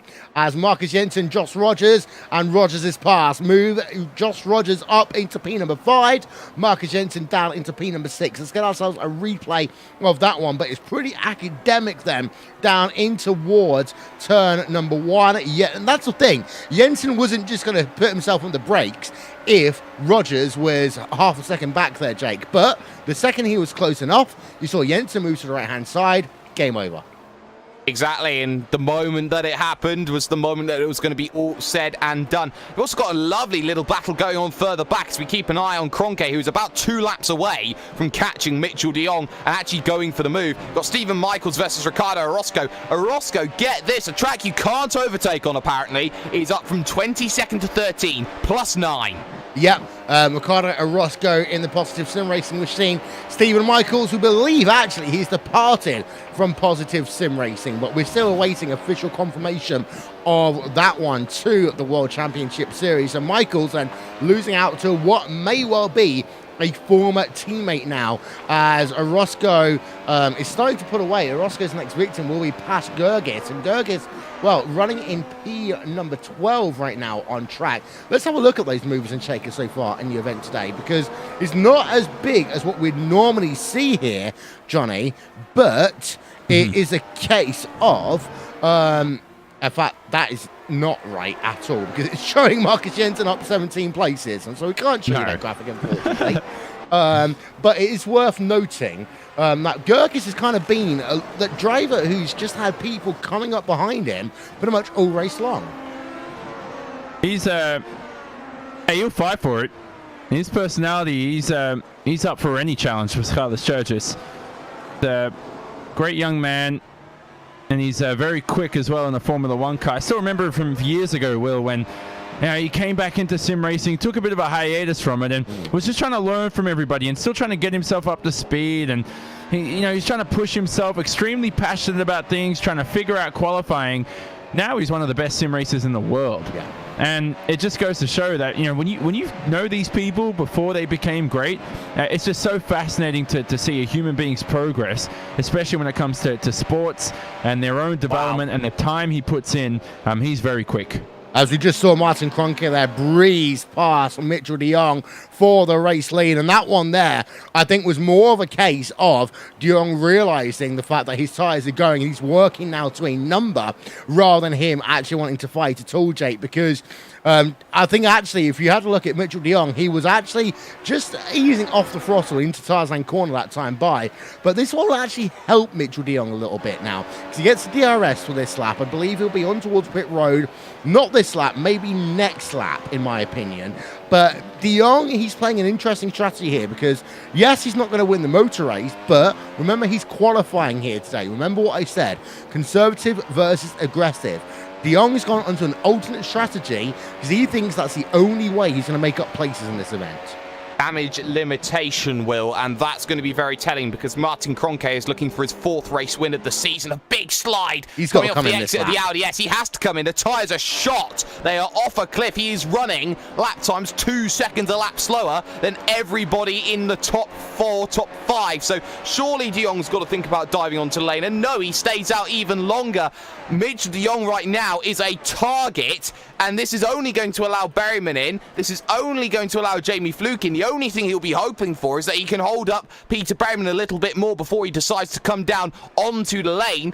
I think Mitchell de Jong's racing for a top 5. I don't think he's racing for a victory at all. I'm not sure he's even racing for a podium. Well, I'll tell you one thing, though, because of where Berryman and Fluke have caught them, this is going to help Martin Kroenke to know when. Get this, in a lap and 5 corners, Johnny, Mitchell de Jong has lost 3 seconds to Martin Kroenke. Now, for Berryman to overtake is going to be hard. We know that de Jong has absolutely no tyres right now. And I'll tell you one thing, Berryman looking down to the inside already, he's realised as they come in towards Vodafone corner that it's going to be hard to overtake anywhere else. He knows how shot these tyres are. That's going to cost him anyway. But Mitchell de Jong down into 3rd place. Jamie Fluke should go past in towards the Audi S. No, he's not. But de Jong there did actually cost Berryman a full second. Smart by Peter Berryman, because I think if any motive for de Jong to stay out would have been to hold up these guys, because he knows he's racing these guys for position and just costs them a bit of time. And Berryman says, no, I'm just going to slot myself way past. De Jong should pit this time around, and he does exactly that. And the reason why you pit this time around is if you're going to one stop and you start the race on a heavier fuel load than you're going to end the race, obviously, don't take the tyres past 50% of the distance. Lap 35, the maximum de Jong should go on a one-stop, and he pinpoints the strategy to perfection. Yep, so he's onto his pit stall then, going to make himself that service. Got another driver in. That's Marcus Jensen Free in stop. for... Yeah, that is a free stop strategy for Marcus Jensen then. We're talking about Max Delorco. Hi, Max. How's it going?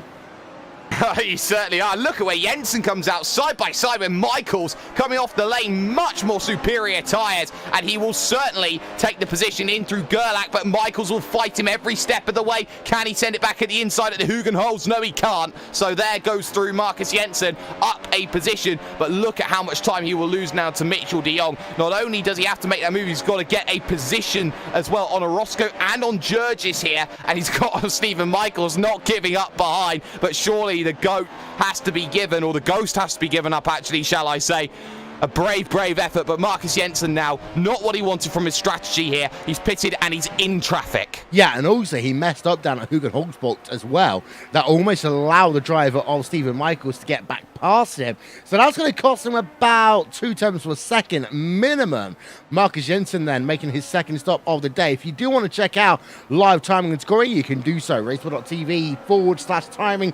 Let's not forget as well, we got 2 races going on right now here live on RaceSpot TV and on the iRacing eSports network. The other one of those is the Spa 24 Hours. Let's check in with the guys, that is Conor Maddock and Alvin Yevez.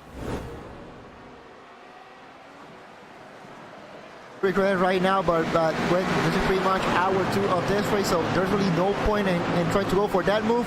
As the number 81 goes for a move on Geodesic Racing and maybe going 3 wide, and Geodesic Racing decided to, this is better. Well, number 86 got both of them, so good move on them.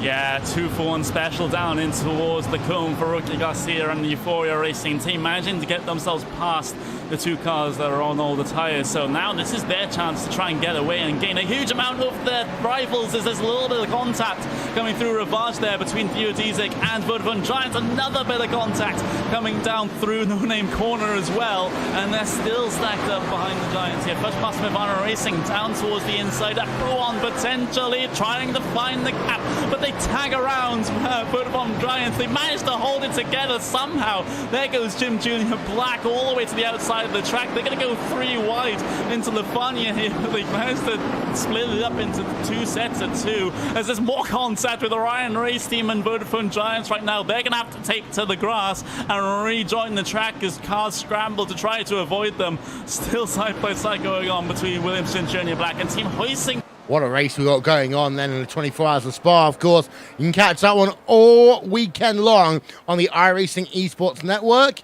18 hours brought to you by RaceSpotTV, 6 hours by our friends over at V8 Online. Kevin Ellis Jr. versus Mac Backham right now, going at it for P7 on track. Ellis Jr. is on 2-lap newer tyres there, Johnny. And this is where Ellis Jr. has got to start making, a statement. He is 4th place in the championship. And, well, if you can get past Backham, that's really going to help him. Yeah, he's already been in some argy-bargy this race, hasn't he? He sent Dion Burgess, David DeCorps, excuse me, flying upside down and out of the event. And, I actually met about 2 years ago. The first time I ever met Kevin Ellis Jr., we're having an argument. And then a year later, I found out, oh, that person I had an argument with was Kevin Ellis Jr., and now we're good friends. So it's all good. That's how a lot of good friendships start, isn't it, Will? You start to hate each other for the first 2 or 3 months, and you get along after a while. Right now, he's having an argument with Mac Backham, and cannot get past a good mate of his. And through this tight section, turn 3, fun corner to drive, not a fun corner to pull off an overtake, and then Will's optimistic overtaking spot of turn 4. We fly past that through 5. Now the track starts to widen up here. Ellis Jr. has had a good race, minus that argy-bargy with David DeCorps. I said it's only a good overtaking opportunity if you're side by side on the exit of Tarzan. If you're not side by side on the exit of Tarzan, you're not ever going to make a pass in towards turn 4. No. As we're on board with Stephen Michaels, I will say one thing as well. There's been many, many sim racers who I've known, I've been in arguments with, I've been friends with. All but one of them, I'm happy to share. I say a beer, but of course, any other form of drink may be available. All but one of them I'm very happy to share a beer with. And that's the thing, quite often, Johnny, I'm not going to say that name, not on a broadcast. But that's the thing, you might have an argument with people, but actually, we are all one family. We are all sim racers. And actually, once you see people in the flesh and you have a chat to them, quite often, people actually realize, okay, I get your perspective on things.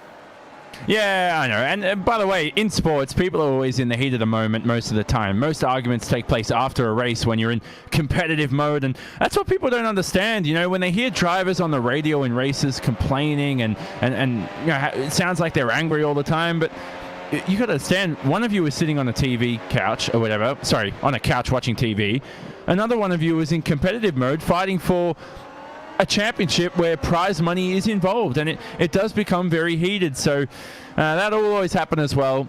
But this is a great community, as you say. Lots of good friends I have from sim racing, and hopefully good friends for the decades and centuries, hopefully, if life expectancy increases. Okay, there's 2 situations going on, potentially, in your battle for the race lead. Number 1, Peter Barrowman is catching Martin Cronkite legitimately. Jake. Or number 2, maybe Martin Cronkite is just trying to save those tyres to make it a one-stopper from here on in. Because over the last 4 laps, Peter Barrowman gained 1.5 over Martin Cronkite. He did lose time that last lap, but I think that Kroenke is trying to save those tyres as much as he can.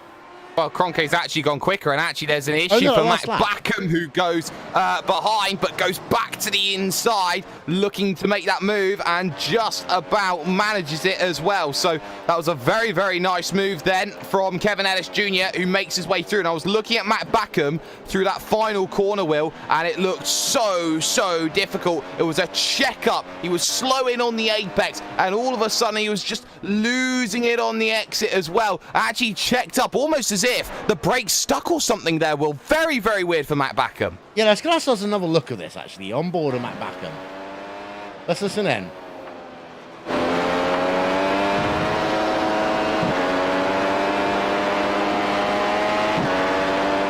Yeah, those gear changes, you're right there, Jake. The gear changes were long. It's as if the acceleration pedal wasn't working properly, which basically means he was half riding on the braking towards in the final corner. You're right there. So some issues there for the number 16 car. Yeah, a lot of issues, and I think Johnny's more probably technologically more adept to answering that situation. No, well, I don't know. But it could be an ERS problem. But you don't have ERS issues like that. But he seems to be, like, how much time has he lost at the moment? There certainly needs to, it's either a pedal issue, some sort of technical issue with his wheel. He's lost a second and a half in the lap. Yeah, so it's either that or it's an ERS issue, because it's got to be one of the two. You know, sometimes I've had issues with my own physical pedals at home where the brake pedal starts to ride, and it just happens randomly, and you need to get the WD-40 out and give them a clean, or hopefully it's just a simple issue like that. But right now, these are critical points Matt Backham is losing.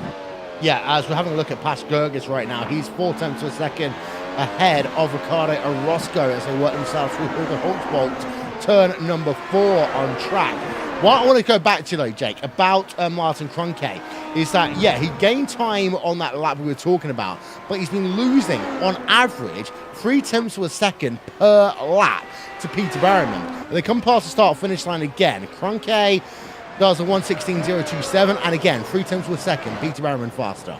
And Peter Berryman is now finding the pace which says, you know what, I can challenge for victories.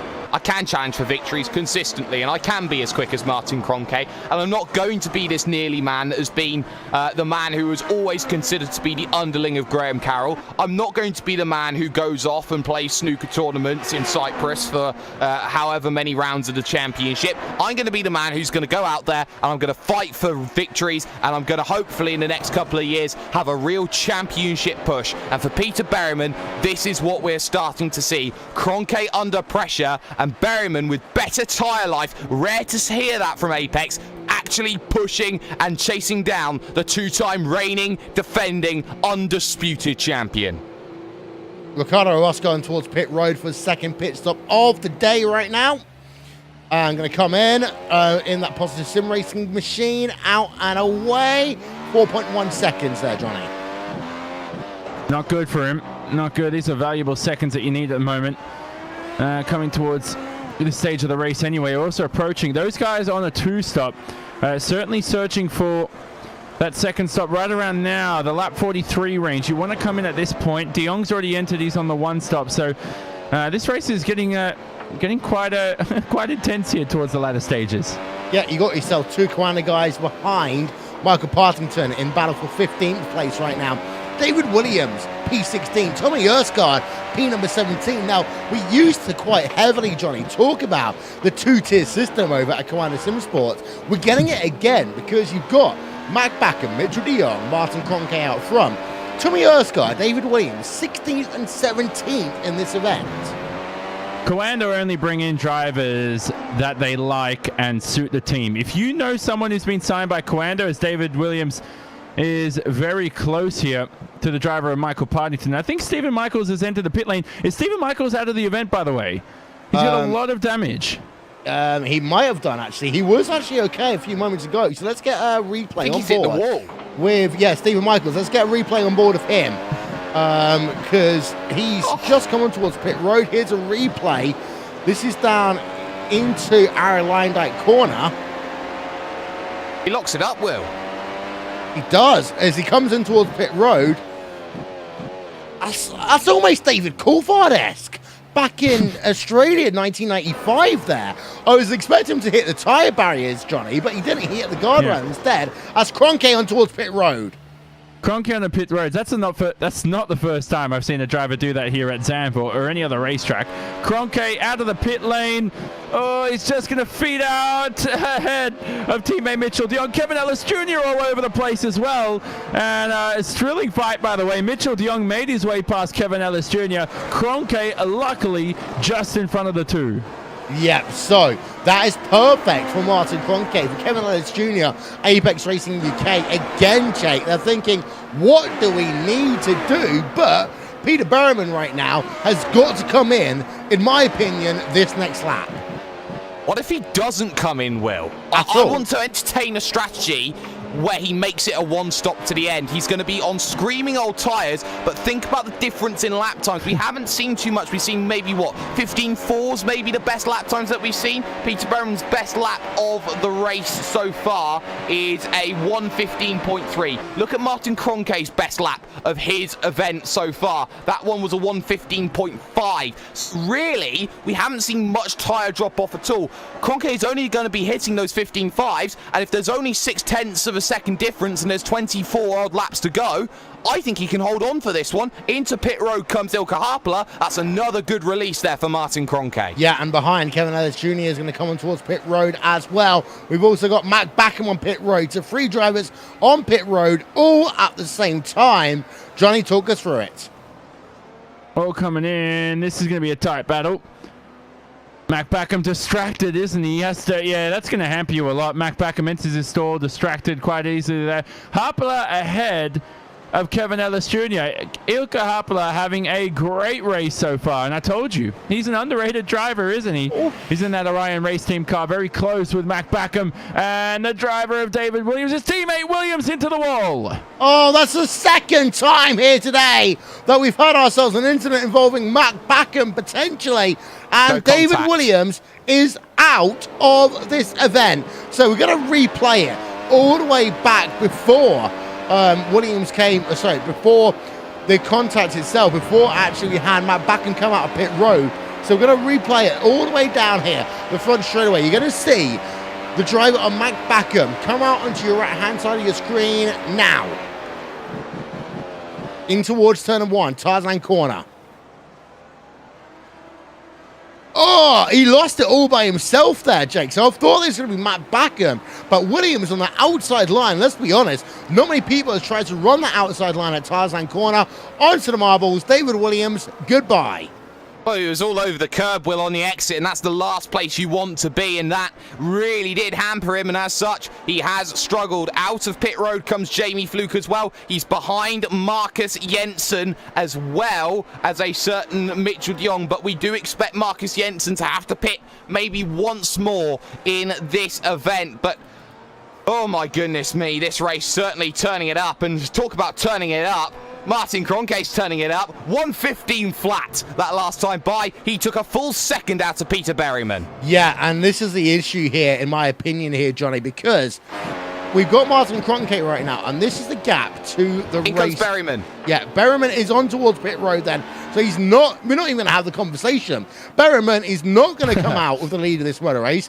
Berriman, in fact, might end up behind Mitchell de Jong. He may, but he'll have the fresh rubber, obviously, don't forget. So Josh Rogers also into the pit lane, and Berriman positions his car nicely. Some drivers think that's quicker. Oh, it's a long leading pit penalty. Stop. Oh, my word. So Apex Racing UK go again from maybe having themselves a race victory to being squandered one. 18.9 second pit stop. Here's a replay of Berriman coming on towards pit road. In fact, we're just going to replay this one from 15 seconds back. We're going to show it to you. Let's listen in.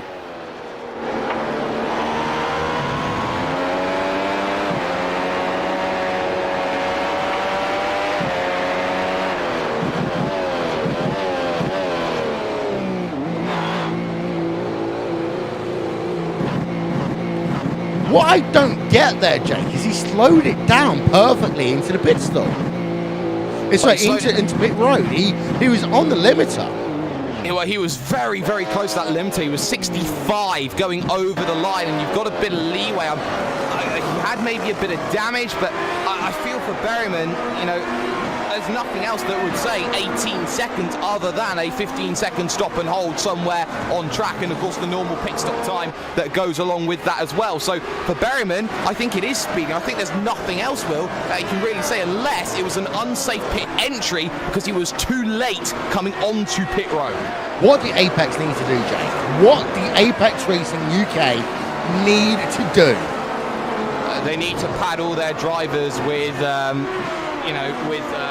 bubble wrap or something like that. Make sure they don't make any mistakes anywhere, and make sure that they cradle them and baby them through races until they get that victory. Because right now, Berryman's got to get past Kazuki Umashima. That's not where he was expecting after that final stop. No, Mitchell de Jong on a 13 laps in right now.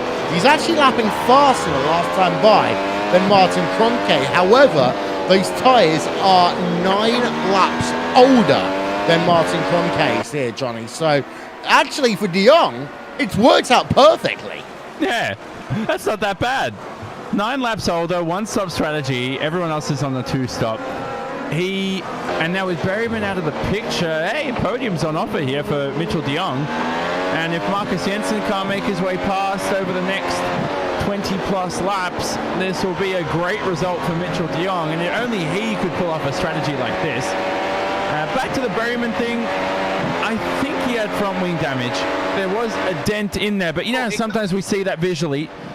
You never know. The pit stop was a lot longer than it normally would be for damage. Here he comes now, Peter Berryman. No fresh front wing this time.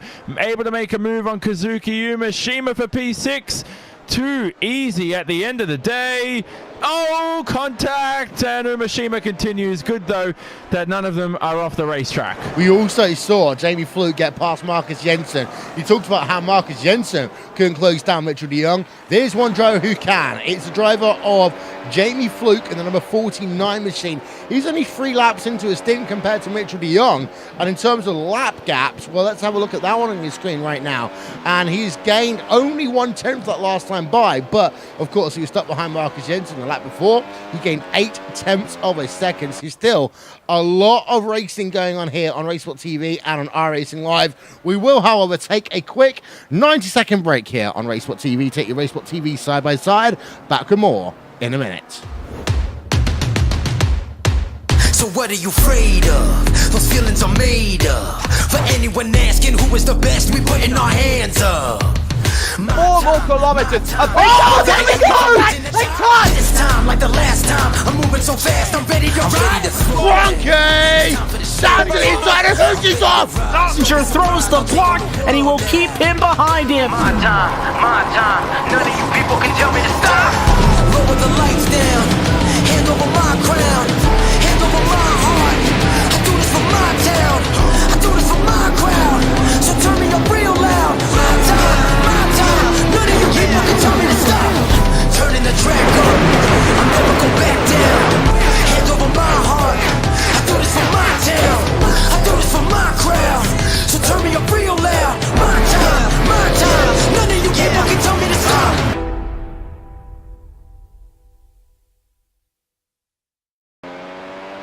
Welcome back here to RaceSpotTV. We're on board right now with the driver of Jamie Fluke. He is currently 4.6 behind Mitchell de Jong. However, Jake, he is gaining at almost 3/10 of a second, sorry, 3/4 of a second, minimum a lap, as they work themselves on the exit of lap number 50 here. And Jamie Fluke is a driver who could still get second place, but he's also on 3-lap newer tyres than Martin Kroenke.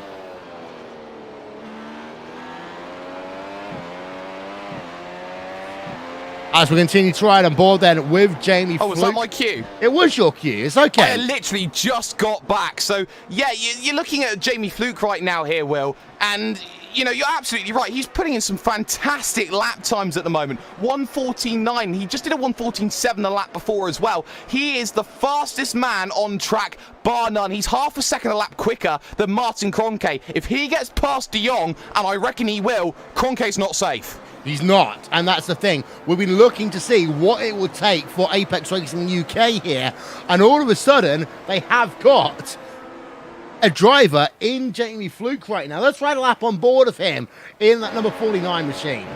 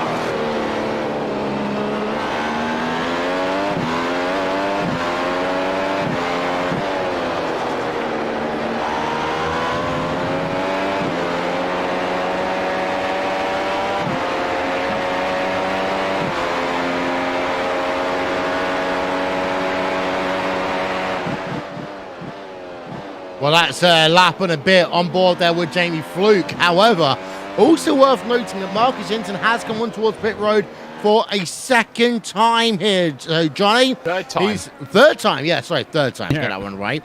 So the three-stop strategy did not work for him. He's down in P number 11. And he's also 8.3 seconds back from Yao Vaz. So realistically, P10 is the best he can get. There's no way Jensen thought three-stop was the quickest way around here. I mean, the only time I ever three-stopped as a driver, or not three-stop, but went one stop longer than what the ideal strategy was if I just couldn't handle the tires. And I just couldn't get them to last for a two-stop over a race distance. And you're much more comfortable that way, and you see a lot of younger drivers do them, or drivers who are just crazy in the end, who just want to pull off overtakes and this and the other. But right now, I don't think it was the optimal strategy for Jensen. You know, not necessarily. As we're having a look then at him, he's in P number 11. He's gaining over Yao Vaz, but not by a substantive margin. However, one driver who is gaining is the driver of Jamie Fluke. Last time by 1:15, 1:31 for him, 1:15.6 for Mitchell de Jong. So 4 attempts for a second gain by the driver of Jamie Fluke here, Jake. And well, here he is, and he has got himself about 17 laps to go, and I think that he could still easily pass de Jong. The question is, how hard does he have to work those tyres to get to P2? Well, right now, he's closing in half a second a lap, every single lap. He's got Daniel Bieder in the middle, who is a little bit of lap traffic, and that's going to be good in some respects, because he's going to get the DRS now down the Audi S corner coming up. So Bieder will move out of the way. He'll get the DRS activation point there. They'll head themselves through Renault, and I'd expect Bieder to pull over to one side, potentially. If not, he'll have to do it coming out of that section, but crucially, Fluke is getting DRS. Fluke is going quicker and quicker. Fluke is going half a second lap quicker, not only than Mitchell de Jong, but Martin Cronke as well. I think it's not a matter of second place. It's a matter of how hard does de Jong defend, and does he save it for his championship or for Martin to keep the win?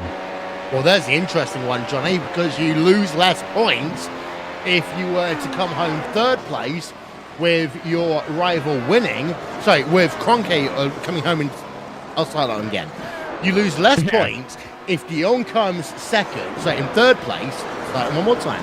If de Jong comes third place here today and Cronke comes second, then he would lose less points with de Jong compared to if Cronke wins and de Jong comes third. So realistically, you almost want to let Fluke past. You know what I mean? It's a tongue twister, but you know what I mean. To let Jamie Fluke win the race. If you're saying, yeah, it's better for de Jong to allow Fluke to win. Yeah, because what you're saying there is the gap from P1 to P2 in points is 20 points, and the gap from P2 to P3 is 10 points. So you're right. Yeah, he would lose 10 extra points. You go, gosh, Will, why aren't you Mitchell de Jong's race engineer? Where are you? Can you imagine that one? I don't even think. Imagine Mitchell de Jong sitting in his cockpit with one of those big ass cigars and just saying, "Oh, look, let's let him through for let's let him through. He's going to be 20 points. Yeah, I figured it out in my head here. I don't think Mitchell de Jong could do those kinds of calculations." I will say one thing. Can you imagine the anarchy that would take place at Commander Supersports? That's going to happen. And let's not forget here, Jake. I mean, we're getting close to 4 years since Commander Supersports came onto the scene. So, I mean, let's not have another breakup of relations in that team from when they were 3ID Gaming. The only time that will happen is if Kroenke and de Jong get the gloves off and they start battling it out and they start hitting each other off the track. I think right now Jamie Fluke knows he's got to do well, but Kroenke's finding an extra gear. He doesn't think he's safe. 1:15.3, fantastic last lap from Martin Kroenke, using all of the tyre just to stay 2/10 slower. Keep an eye on Berryman as well here. He's not out of this. He's still doing 1 minute 14 lap times, and he's still on the hunt for 4th position. Josh Rogers certainly not safe right now as they head into Marlborough. Yeah, on board then with Peter Berryman. And again, he's got fresh tyres right now on the Apex Racing UK machine. And again, it's such a disappointment for him that he's had to deal with that long pit stop. Because otherwise, Berryman, I'm just having a look at the stats here, he would have been leading this motor race right now, Johnny. Yeah, if you take away those 15 seconds, he would have still been probably stuck behind traffic, Will. I know what you're saying, though. On paper, the 15 seconds that he lost, he's only 13 seconds behind leader Kroenke at the moment. Through the final corner. Oh, goodness. Peter Berryman, when's he going to get that race win? I don't know. And I'd say one thing right there. Peter Berryman lost that race for himself, and we've been talking about it all day long here, Johnny, that at this stage of the championship, you can't make mistakes because it will impact on a number of things. Now, Apex, Berryman and Fluke, they have less to lose than the two Commander drivers ahead of them, than Mitchell de Jong, Martin Kroenke. That, I think, will be their best opportunity to get a race victory, knowing that Commander simply cannot go millimeters apart. They'll have to be centimeters apart. Yeah, definitely. That will come into play. Talking about Commander, though, Jamie Fluke is trying to eat a Commander driver alive right now. Has DRS on Mitchell de Jong into the Audi S through the right-hander. That curb can do damage. So, by the way, we talked about Peter Berryman and throwing his race away, Will. Look, it might have been a speeding penalty, but I truly think damage was in there as well, because I think he damaged his front wing on a curb. Earlier on in this second stint, he did that, Peter Berryman. But here's Jamie Fluke, regardless, on the rise into the second position. Dive bomb move, but the gap isn't there. De Jong, though, leaves a little bit of space and could find himself demoted to third. Well, I'll tell you one thing, that was Fluke's best opportunity so far to get into P2. And now, Jake, I will say that might cost him the chance at victory. It could do, because Kroenke is putting in some sensational lap times again and again. 15.6 that time from Kroenke. De Jong, though, having to go defensive now. Jamie Fluke's got to pick the moment. Every lap that he spends cooped up behind Mitchell de Jong is another lap that he loses to attack Martin Kroenke into the get some words out, Jake, into Vodafone, now into Renault. Looking for chances then is Fluke. He's hoping that he's got a run. He won't get the run here, though, even though he'll have DRS, unless he goes banzai and goes for the impossible move. He doesn't. He's more rational than that, is the Northern Irishman, as he now makes his way through the Audi S, hoping for the great run through the penultimate corner, but dirty air effect, his greatest nemesis. So out of Airline Light corner, he will come again now. The gap is 3 turns per second, the same as last lap. Use ERS, use DRS, use everything in towards turn number 1. He's not close enough there. I will say one thing here. Apex Racing UK seemingly do not have the straight line speed here today, Johnny. No, I don't think so. They don't have the straight line speed. And what didn't help Jamie Fluke was the run out of the penultimate corner. Jake spoke about it. You go into that corner and there's a lot of dirty air, and it hampered Jamie. Jamie, with some brilliant reactions, was almost outside into the gravel track, but just unwinded the steering, removed the understeer, and saved his race. Peter Berryman passed Josh Rogers. He's in the 4th position now. Yeah, let's get ourselves a second look at that one, shall we? On board with Peter Berryman. He got it down into Tarzan corner. There we are. A look at that one. They were side by side through 2. But then Rogers like, you know what? I know you're going to have the position from here on in. No point in fighting you. I'll tell you one thing. I would say Zandvoort's a track that might be better off earlier on this season, Johnny, because of the fact that drivers are naturally more aggressive then. We might have seen more passing through turns number 2, 3, and 4 compared to what we're seeing here today, as Fluke lost a bit of time that last time by his final corner. Nothing again.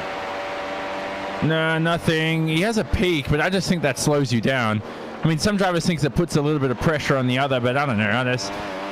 There's no right or wrong with that. Here they go through the wonderful first sector of Zandvoort. First time I ever drove this track, I was into that tire barrier right there, Will. 3 turns and I had to reset my lap. Thank God for sim racing and no real life injuries or damage. Well, Jake, you might know, you've been to Western Supermare, haven't you? Oh, yes, I have, many a time. And there's a simulator there, and the track they drive is? I don't know, I haven't been on it. You've never been on it? It's Zandvoort. So the reason why I came to know Zandvoort so well is I spent far too much money spending a day literally just running at Zandvoort. As we're on board again with Fluke. This is your battle for second place on track, ladies and gentlemen. But the issue is the gap between De Jong and Fluke has eked itself up now to 5.6 seconds. I think actually here, Jake, that I think De Jong is just using that ERS and that DRS strategically, utilizing it on the front straightaway and allowing Kroenke to pull away here. Now, we talk about the fact that Kroenke and De Jong are in a battle for your race victory. This is a better chance, though, for Jamie Fluke. He will look down to the inside and towards turn number 1. He won't get down to the inside and towards turn number 1, and he won't be able to do anything on the exit of turn number 1. No, and Jamie Fluke just didn't position his car properly there. He was halfway across the pit exit line there, trying to get down in. He had to double check his way through the corner because any more on that inside curb and he'd be undercutting the corner on the inside and he'd be in the grass and all over the place and out back into Mitchell de Jong. I think that de Jong's placing his car absolutely perfectly. Middle of the road driving into turn number 1, forcing Jamie Fluke to go for the impossible move. It's almost Ayrton Senna style driving. You've got to make the move or you're taking both of us out, as he has a half look down to the inside when it comes to the Vodafone corner. Yeah, and now desperation will kick in for Jamie Fluke and that number 49 machine on the exit of Vodafone. He knows that he's losing time. The gap is now up to 6.1 seconds between Kroenke and Jamie Fluke. And well, if this has been designed in part, this will be absolutely genius by Mitchell de Jong to keep Apex Racing UK potentially away from the winner's rostrum, Johnny. Yeah, I know that. Apex won't be happy with that. Nothing that Coanda did wrong. They'll just be frustrated with it. Fluke, though, this is the closest he's been, but de Jong is just... I mean, look, I don't know if it's the straight line speed as well, but there's something de Jong's doing with ERSs too, that the energy recovery system is keeping him ahead right now. Jamie Fluke runs it very deep, though, into 2 and 3. Offline, just a touch right there. So Jamie Fluke knows he has the advantage here. And remember, the more this race progresses, Will, the worse de Jong's tires are going to get. And we know what happened in the first hit. Completely off the cliff, and he was overtaken like hell. That's on board of Yao Vaz right now. He's in P number 10. He's actually hunting down Matt Backham. Mike Backham has not turned up to this race here today properly, Jake. I mean, was okay, but in qualifying. I was going to say mediocre, but Ben Cornett might come out of the waters and claim that on ISR TV. But, I mean, Backham, not a great qualifying. Not a great race for him here today. And now he's got Yao Vaz right behind him, looking to get his best result of the season. First person Matt Backham will take it out on is himself, and he will know how poor this performance is from Matt Backham. Should be expecting much better, but Jamie Fluke again, this time even closer than close than he has been previously, and this time he can start closing that gap to a tenth of a second. He can look down to the inside to make that move, and he still can't get anything alongside. And Mitchell de Jong using the banking of turn number 1 to his advantage. Now here comes the next question. De Jong and Fluke are holding each other up. Peter Berryman is only 4 seconds back, and I have no doubts in my mind that Berryman will go all guns blazing if he's given a chance to get not only the podium, but P2 back again. Yeah, so Jamie Fluke then remains in that third place. Peter Berryman is on 1 lap fresher tyres. The issue is, though, for both De Jong and Fluke is that they are losing on average 0.6 of a second a lap right now to Martin Kroenke. So now this is no longer a battle for your race lead. This is a battle for second place, a silver medal position. So regardless, now De Jong has got an incentive to fight here, Johnny, because he'll be losing 20 points, of course, to Martin Kroenke. He now does not want to have Jamie Fluke get past him because he'll lose even more in terms of the championship. It's that swings and roundabouts thing. We talked about earlier that, yeah, if Jamie Fluke had that pace lap after lap, he could have actually have gained a little bit in terms of the championship. But now with Jamie Fluke, again, closes down to half a car length and down to the inside. After all this time, will he do it? And going wide, contact. A little bit of sideways movement there. De Jong falls down into third place. Replay, Johnny, talk us through it. I love that. I love a bit of bumping and rubbing in racing. No penalties needed. Brilliant move from Jamie Fluke. Just a slight little love tap. Mitchell de Jong keeps the car under control, and obviously he's a real-life Red Bull Rallycross driver, so he has that skill to just drift a little bit heading into turn 1. But Jamie Fluke, confident move, easy move. It wasn't really that hard of an overtake to pull off. It was just the run out of the final 2 corners, turn 12 and turn 13, that he needed. Finally got it. And I told you, Will, the more this race ticks down to that lap 71, lap 71 of the event, it'll be easier for Jamie Fluke to pull off the overtake. Yeah, it was close, but let's have a look again on board of Jamie Fluke. In towards turn 1, Tarzan corner.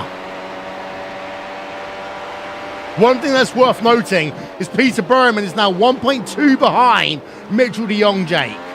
And he's absolutely charging. He just did a 15 flat over that last time by. He is by far the fastest man of anybody out on circuit. 15.1 that last time by, gap down to 1.1 seconds. And Mitchell de Jong, well, after that incident there with Jamie Fluke, and I believe Fluke there just ran far too deep, de Jong was certainly giving him more than a car's width, and I think Fluke can certainly be given that fault for that incident there, for the contact that was there. De Jong now already, look at the gap, it's down to half a second. It's been 4 corners, it's half a second. Berryman's on a stormer.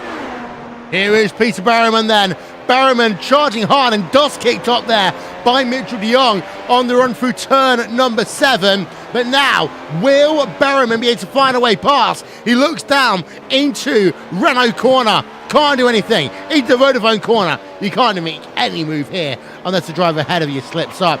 Down into the Audi S. The only issue I would say that might be, no, in fact, it won't be. So I'll take the one back. Into the Audi S will be Peter Berryman and Mitchell de Jong. Peter Berryman in 4th place, Mitchell de Jong in 3rd. As they'll head themselves now down to the last 2 corners on track. There'll be 6 laps to go at the line. Peter Berryman, a little bit of a wiggle on the exit of Kimo corner now through Aaron Leyendijk. And he is 3 tenths of a second back to Mitchell de Jong. That's exactly the same gap that we had with Jamie Fluke. You need to be 2 tenths back in order to make the pass here, I would say, Johnny. Yeah, you're right. You need to be a lot closer than that. See, Berryman will end up a lot closer through here, through turns 2 and 3. De Jong is struggling. This race is going to get worse and worse. So right now, 30 points down on Kroenke. Even if de Jong finishes in the top 4, top 5, he will still have the championship lead ahead of Martin Kroenke. But boy, will that deficit by Kroenke be reduced. He'll be right up there contending. Berryman now heading into turn 7. No move. He pulled off a move here early on, remember, on Mitchell de Jong into turn 8. So he's definitely brave enough into Renault. Oh, Berryman almost spun himself out of the event and keeps it together. That is not good for your confidence in these remaining laps. Well, we've not talked about this one here, Johnny, because Renault corner is notorious for people getting onto the power too early. Yeah, it's exactly. So Berryman there, we saw it. Exactly that. We're just hearing word as well. Vaz and Jensen had a bit of a coming together. Vaz was on a career-tying best result of P10 and season best for him as well. He's only ever finished a high of P11 in 2018. But those two had a bit of a coming together. Jensen, though, is ahead now, and Vaz down to P11. Yeah, let's have a look at a replay of this one. because here's Jensen behind Yalvaz. So here they are into Vodafone corner. And there's Yalvaz turn around, and Yalvaz there, Jake, is not going to be happy with that one. Oh, Jensen really did outbrake himself there. Had nowhere to go and not much he could do out of it either. And that one was all down to Marcus Jensen just missing his point. And I think Yalvaz will be very frustrated with that. He hasn't lost any more positions. It's 15 seconds back to Orozco.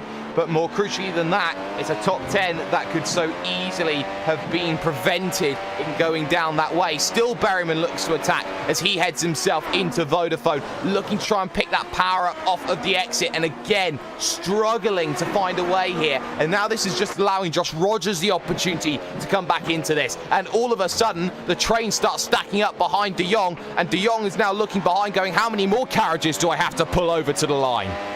I'm going to ask you a question here, Johnny. Do you think that maybe Apex Racing UK, thinking they might have got pole position here, have actually put on more downforce? Right, we're going to come back to that one, because here is Peter Berryman. He will look now down to the inside. He should get this one in towards turn number 1, Tarzan corner. He does eventually sneak through, but I'm wondering, maybe Apex Racing UK came with what we like to call a Coanda or the Redline package of using as much downforce as you can and not worrying about making the overtakes, because they thought maybe they had pole position in the bag. They didn't, and from there their plan unraveled.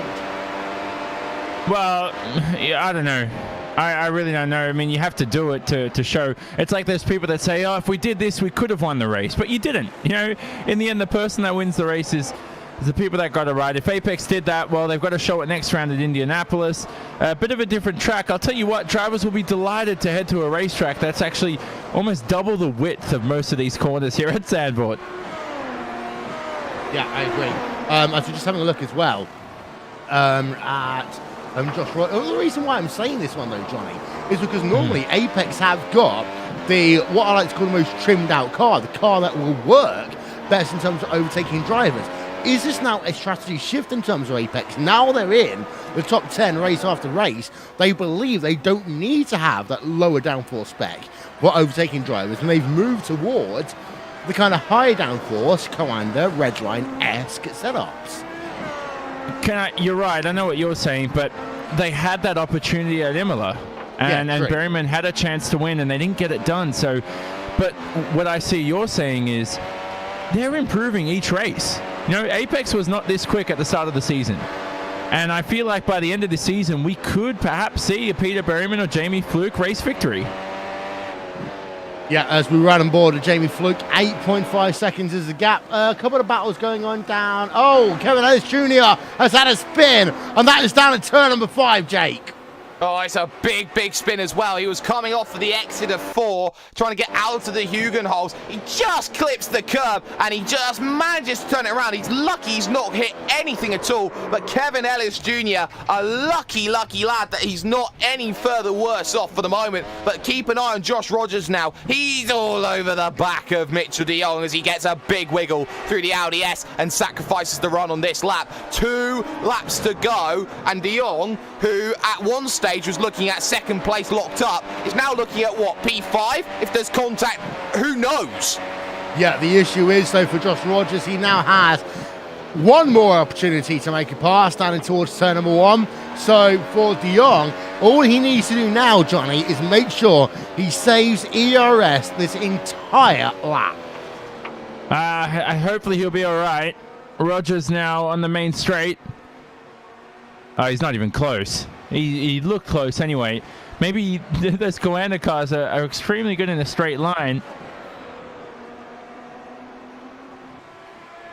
Just don't lie. You look at this one here right now. Josh Rogers, I think he is trying to save that ERS. I think he does want that banzai move. That's why he was so slow. But because of the fresher tyres, he's able to pick up that run through this infield section, through this few lefts and rights, and doing a fantastic job at the moment. Josh Rogers, for all of that issue out of turn number 4, he's right back there at the Audi S wheel. He's got a chance. He has, but this will be his last chance, realistically, unless he'll make a banzai at the Audi S the next time around, because the start-finish line is early enough here that it can get hard to overtake.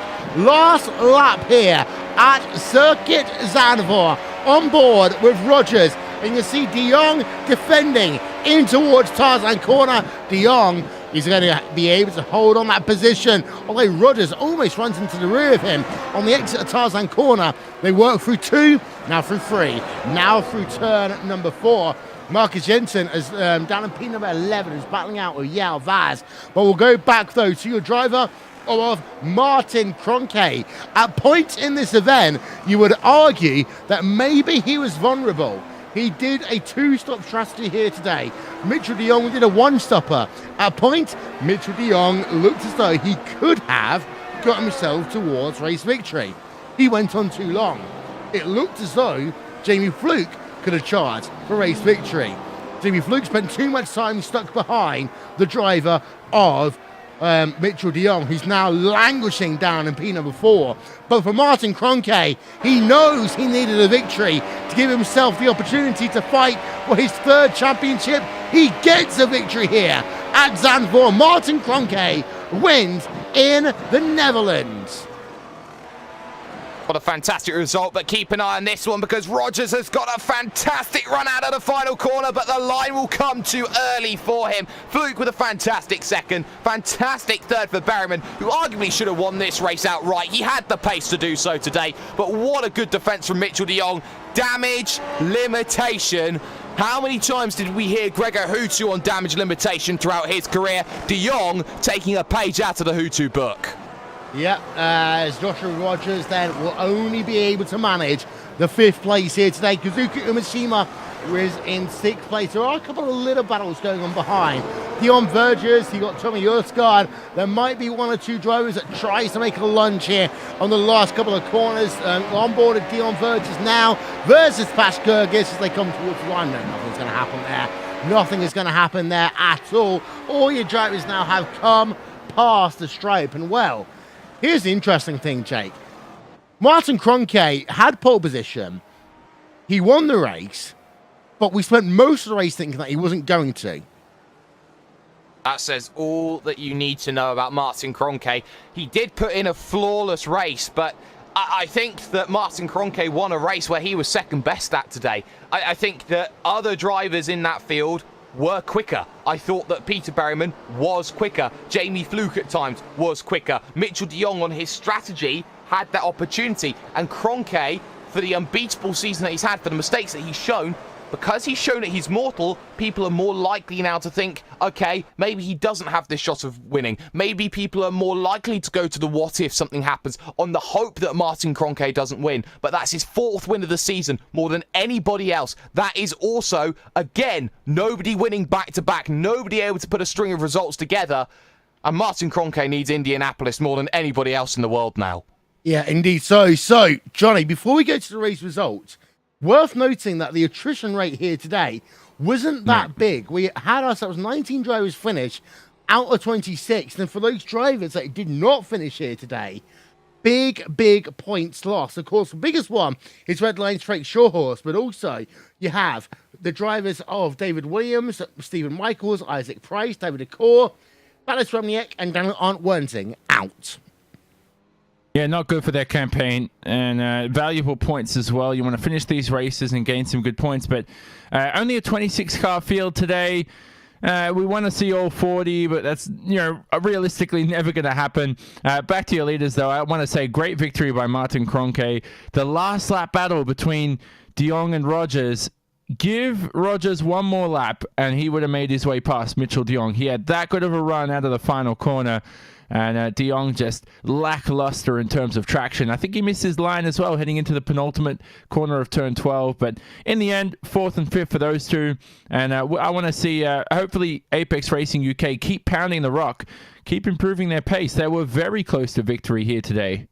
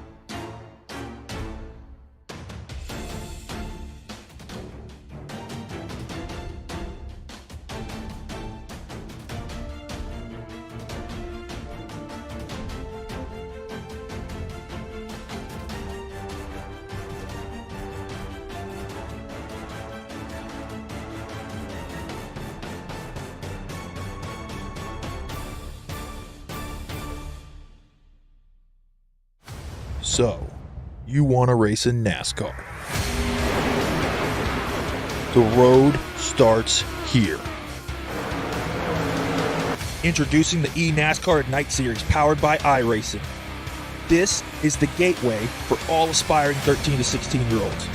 Starting June 20th, ignite your dreams of one day racing in the top tiers of NASCAR. Go to www.iracing.com/ignite for full details. So what are you afraid of? Those feelings are made up. For anyone asking who is the best, we putting our hands up. 4 more kilometers. Oh, there we go! They touched! This time, like the last time, I'm moving so fast, I'm ready to ride. Cronky! Down to the inside of Hoosie's off! Passenger throws the block, and he will keep him behind him. My time, none of you people can tell me to stop. Lower the lights down, hand over my crown, hand over my heart. I do this for my town, I do this for my crowd. So turn me up real loud. My time, none of you people can tell me to stop. Turning the track up, I'll never go back down. Hand over my heart, I do this for my town, I do this for my crowd.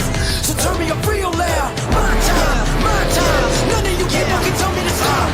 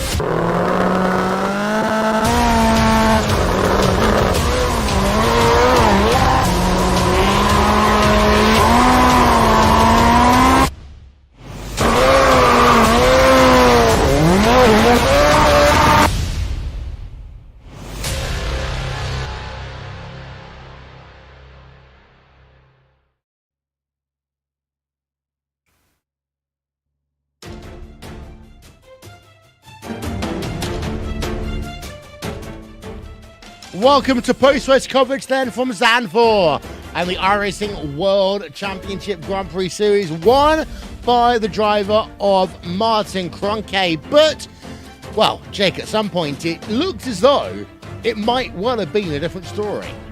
It looks as like it would be on 2 or 3 occasions, but Apex in the end bottled it, I think. Jamie Fluke couldn't make his way past Mitchell de Jong, and that was testament to de Jong's defence more rather than Jamie Fluke's attack.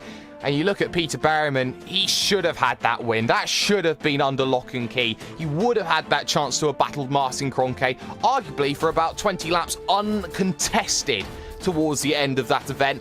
And honestly, I have no doubt that Berryman would have made that move. He made moves all the way back, getting past Umashima to finish off in 3rd place.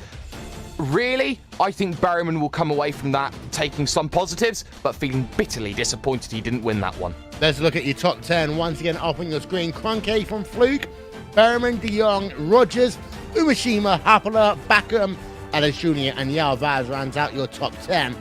Worth noting in all of that, Johnny, the penalty that was had by Berryman, but also the off-track by Ellis Jr., both of them could have been so much higher. Certainly so. Certainly so, but that's racing for you. You have to execute.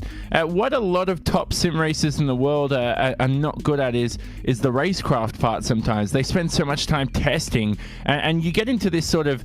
It's not a good feeling to have, but you spend so much time on track on your own that you forget about the racecraft and trying to go side by side through a corner with someone. So having the test with your teammates is very important, and I think that's what a lot of these drivers need to keep on doing. Sometimes you may just do that, and sometimes you may just make a slight mistake here and then. You know, no human's perfect. I think in motor racing, everyone says huge crash, huge incident. Let's talk about it for 5 minutes straight, but it's supposed to happen. You know, everyone misses shots, everyone turns the ball over, everyone throws interceptions here and then. Yeah, indeed. So we are waiting for Martin Cronke to have a chat with us. In fact, he's going to do that one right now. Martin Cronke, congratulations on winning this round of the iRacing World Championship Grand Prix Series. It was close, but you did get yourself victory after qualifying on pole. Yeah, it was much closer than expected, really. It was really quite frightening, actually. And yeah, pretty much with the penalty that Peter has gotten, yeah, it made things easier. But if he doesn't get the penalty, then yeah, result could look very different. Well, I mean, you got pole position first, but it did take you both of your laps and a number of attempts to get there. Qualifying overcast, cloudy, windy, not the sort of thing that you were expecting, perhaps? Yeah, kind of. At least during testing, I think all the sessions that I've done weren't overcast when selecting the dynamic weather, so it looked like it would be either partly cloudy or clear, but in qualifying it was overcast, which kind of yeah, mixed things up a little bit with how the setup worked. But yeah, the setup was very difficult to drive anyway, and in the first lap it just happened to be a lap where a couple of mistakes creeped in, and yeah, it's just extremely hard to nail a lap here. Yeah, we saw you very almost got pole position that first lap, but you ended up having what we'd like to call oversteer on the exit of Aralindite corner. We saw you, glancing on that wheel. But you did get yourself pole position. You did then end up getting yourself at the front of this event. But one thing that people talked about quite often was how this can be a track that's difficult to overtake at. And because of that, people might go off strategy. Were you worried about that? And did you have a game plan stuck in your head coming to the grid? I was worried about it, but the plan originally was to go for a two-stopper. That seemed to be the quickest option, but it's just, you have to be prepared to pit relatively early with a two-stopper and do sort of the first and second pit stop unnecessarily early just to be covered if someone starts to, trying with undercuts and whatnot. And even on slightly older tires, it's probably, pretty much impossible to get past, really. You ended up having to overtake your teammate at one point, so being overtaken by your teammate at one point, even. I'd say it on back. But also, you had yourself the issue of potentially an Apex Racing UK machine coming up behind you. Do you think that had Fluke gotten past De Jong earlier, he might have given you a run for your money? Potentially, yeah. Their speed, especially in the second and third stint on lower fuel, seemed incredibly quick, quicker than what I could have done in best case scenario. So that was a worry, yeah. But you do get a victory, of course. As we said, every point matters from here on in. Next time out, it will be Indianapolis. It's a track that you've raced on many a time, except for one, but we won't talk about that one. It's a track also that has a fantastic passing opportunity into turn number one, but also a less talked about overtaking opportunity on the exit of the Holman straightaway. What's your thoughts heading into that round? To be honest, not really that many thoughts about it at this point. It should be a decent race again. There should be overtaking possibilities, much more than at Zandvoort at least.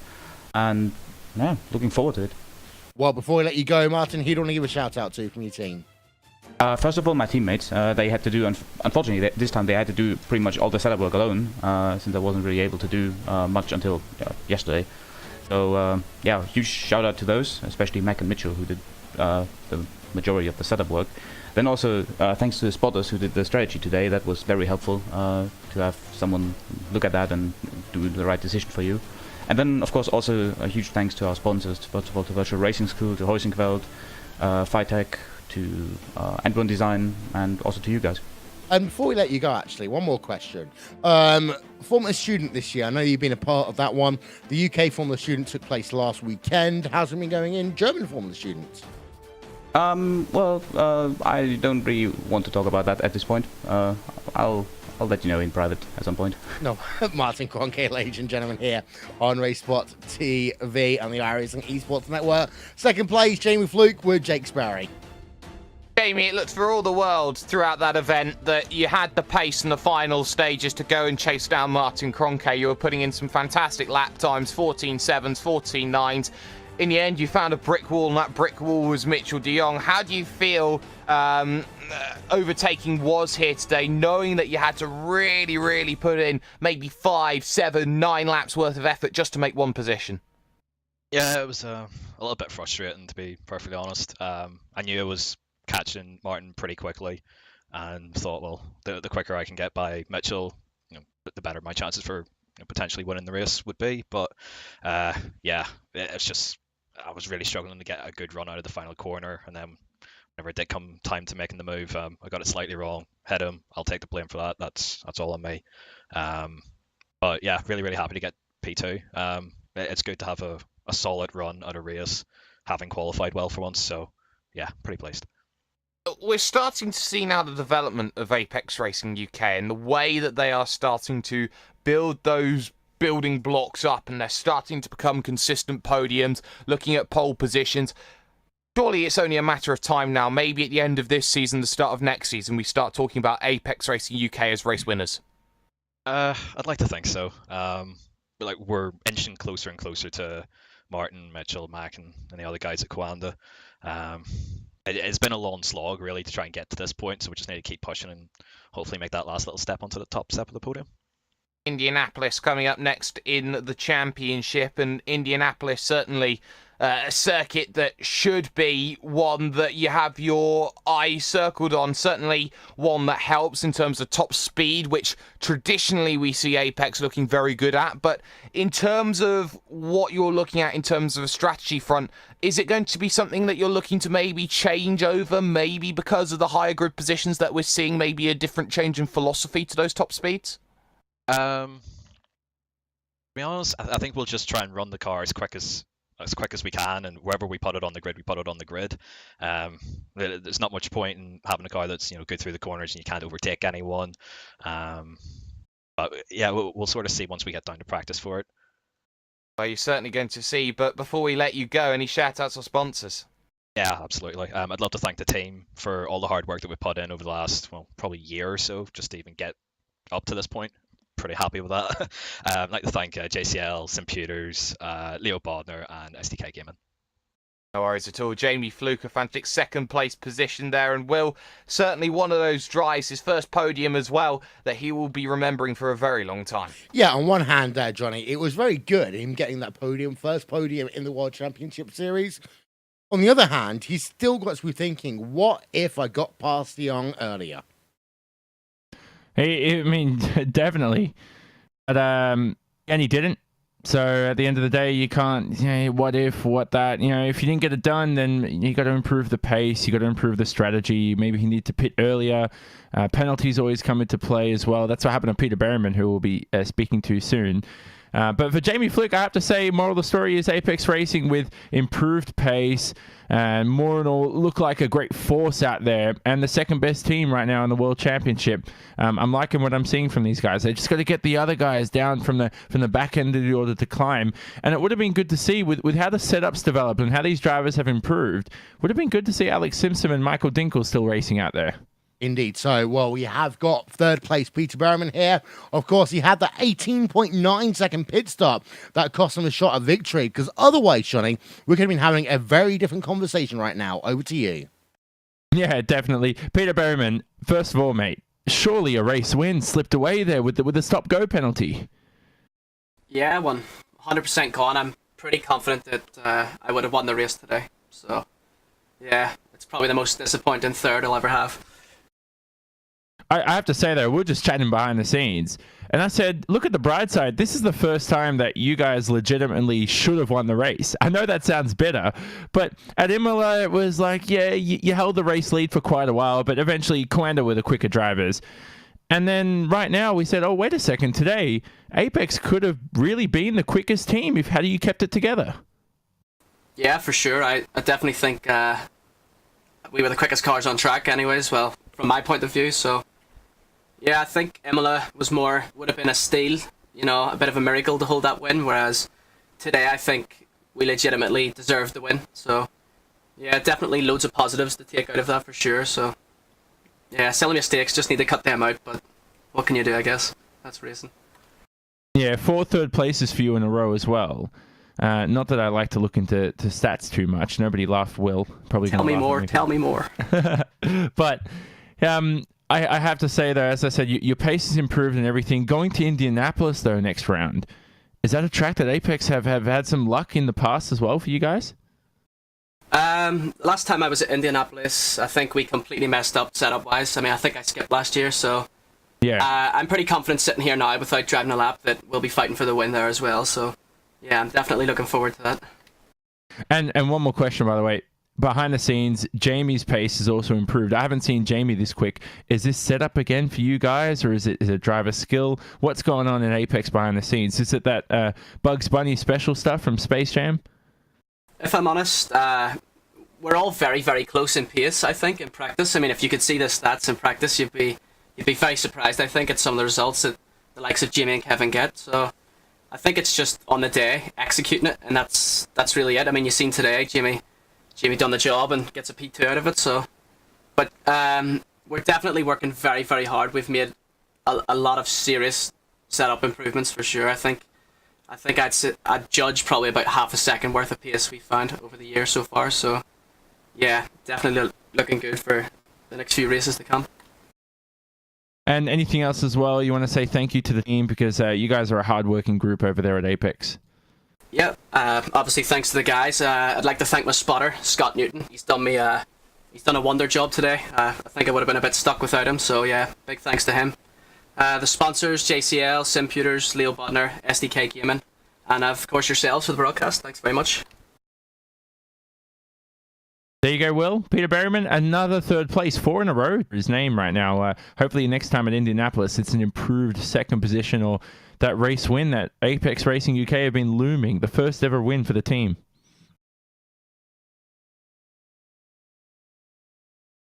Yeah, we'll talk about that one in a moment's time, actually, because Indianapolis is a track that will be very interesting when you consider Apex in years previous compared to Apex today. However, we have got Jake Sperry stood by with Josh Rogers, who came home in 5th. Josh, you found an iron wall, the same iron wall that Peter Berryman found, the same iron wall that Jamie Fluke found, and that iron wall was Mitchell de Jong. Yeah, absolutely. Make a little bit of a battle at the end of there. Fortunately, couldn't get the job done, but congrats to Mitch for pulling off that one-stop strategy. That would have been something that I mean, I know I wouldn't have even wanted to touch with a 10-foot pole. So yeah, congrats. Well, certainly not wanting to touch the one-stop, but for you today, certainly a lot of pace in the early going. A small mistake which allowed Jamie Fluke the opportunity to go through. Do you feel, well, sorry, Peter Berryman actually to go through. Do you feel that today you had maybe great pace, but a lot of drivers around you had also very similar great pace, and as such you weren't given as much of an opportunity to shine as you probably would have done, even though it was still a very good P5 performance for Burst? I think, you know, we definitely had pace today. I think, yeah, like a few errors on my part, but ultimately, you know, the gap to Martin at the end was a lot less than what it has been in races past. So I think it's positive to take out of here. I think we've definitely found a little bit of what we're searching for. Still some more, but that's something we can go back to the drawing board and have a look and try and find out some more. With your teammate doing a 3-stop and heading over to Indianapolis in a few weeks' time, is it a tyres issue that we're looking at here at Burst? Yeah, I think unfortunately it is at the moment. I think this round we managed to improve our tyre wear a little bit, which is what we're looking for, but it gets to a point where we kind of hit a cliff, and unfortunately that's not quite the end of the stint. So yeah, look, we'll go back to the drawing board and find some more things, and I'm sure we'll come back fighting and hopefully try to be able to stick a little bit closer to the guys at Indy. Well, shout out sponsors, who gets it done? Yeah, just massive thanks to Burst as always. Also Marcus and Pash for all the work they've done this week. Made life easy. But yeah, thanks to you guys for the broadcast, and yeah. No worries at all. Josh Rogers maybe not feeling too brilliant after that result, Will, but a very, very revealing interview. It is indeed there for the driver of Josh Rogers. Let's actually have a quick chat about the next round of the championship. First of you here, Jake. Because in years previous, Apex Racing UK were, along with Inex Racing, the fastest team in a straight line at Indy. We talked about it year in, year out. This year, I'm not going to be quite sure that's going to be the case. I'm not either. And the reason why I'm not either is because we saw what happened last time we were at Indianapolis. It was actually a higher downforce pack that managed to get itself over to the line with a victory. It happened because that infield section is so important, and it becomes more important with higher tyre wear, because you look at that tyre wear, which is now a lot more excessive than it was in previous years. If you're not getting the traction through the mid-speed corners and the slow middle sector of the lap, then how on earth are you supposed to use all of that power when it comes to the banking of IndyCar Turn 1? And how are you supposed to use it on the brakes into F1 Turn number 1? You can't is the answer. So I think it's going to be a very difficult challenge. I wouldn't be surprised to see an outside team actually taking the top speed line. I wouldn't be surprised if, say, Radicals decided to go for it, or Orion went for it. It's so fascinating heading to Indy. Not only that, gap in the championship without drops is now 11 points between De Jong and Kroenke. Yeah, indeed. And that's going to be a big factor as we head into the next round of the championship, Johnny. As we said before, every point from now on matters. And that means that the Coanda drivers, especially, they cannot be aggressive. They've got to be conservative. And that might open the door to other teams getting victories, because if Coanda end up 3rd and 4th, for example, they're still in their own battle, but they're not losing as many points as they would do compared to if they came 1 and 2. So, it's a weird one right now for Kroenke and for De Jong. They don't want to necessarily, of course, they want to win the races, but they don't, as a team, necessarily want to win every event 1 and 2, because that will make them distort themselves in terms of the championship. You know what I mean? Yeah. You know what I mean? I think. Look, at the end of the day, for the team, you want 1s and 2s. I don't really think Coanda put individuals first in that kind of sense. I'm not saying they're so unselfish to the point where it's like, I'm going to sacrifice a whole championship for my teammate. But they do respect each other as a group. So for those guys, they'll figure it out. The championship will go down to the wire, and whoever will deserve it will end up getting it. Of course, there's no ifs or buts, or who happened or what happened here. This could have happened, blah, blah, blah. That doesn't matter in motor racing, you know. You need to just win the races that you can, finish 1 and 2. So you don't need to think about that. The thing I want to really look forward to for Indianapolis is Gregor Hutu returning to the series, hopefully. He's a driver who I feel today we lacked. You know, could he have won the race today? Would he have had the pace around Zandvoort? He's a driver, he's known this circuit for years and years upon iRacing. So looking forward to that at Indianapolis. The circuit itself at Indy, one of my favorite circuits. I never thought I'd ever say this ever on a broadcast, but literally is one of my favorite circuits. And just the long straight, the overtaking zone, the difficulties of that Sector 1, the setup challenges you have with the anti-roll bar and the tight corners, and then the long run down all the way from the final corner through what is Turn 1, isn't it, Indianapolis, Will? You're going backwards through the racetrack. Love the circuit. Looking forward to the race. Jake, of course, we've got more racing going on this weekend. You and I are going to be doing another 7, maybe 8 hours worth of coverage. Of course, we've got the 24 hours of Spa. Tomorrow, we'll be taking over breakfast with RaceSpots or something along the lines of that. But GT3 only. So it's a very different race what we used to in the 24 hours of Spa. It is, but it was the most entertaining race out of the 4 big 24-hour races that happened in 2017, and oddly enough it was the one that wasn't broadcasted, because it was the one where Team Redline crashed out, Pure Racing Team crashed out in 2 laps, I think Vendaval went off, a lot of teams that could have won that didn't, and it left Dream Factory versus RSO, and RSO came out of the woodworks with some great strategy and came out and won the event. It's the one race where I think I can honestly say anybody has an opportunity of winning, but I will also say this, Will, it is also the only race you can see in the world where drivers will go from pro license to D license with the amount of off tracks they'll have. Unless you're Coanda, right? No. All teams are doing it. I mean, let's not forget, the first time there's a 24-hour race at Spa, Coanda, or Martin Kroenke in particular, I believe had 1 incident point. Now, I know he's still here in the channel, so he might actually clarify that one for us. but I believe that Martin Kroenke had one incident point in his entire set of stints. But Johnny, you are right. Jake is right, even, that you've got to be careful because this is one race in a bigger picture of a lot of people on their iRacing careers. You don't want to throw it all away just to get one victory and end up not disqualifying yourself, but putting yourself out of contention to run in other series.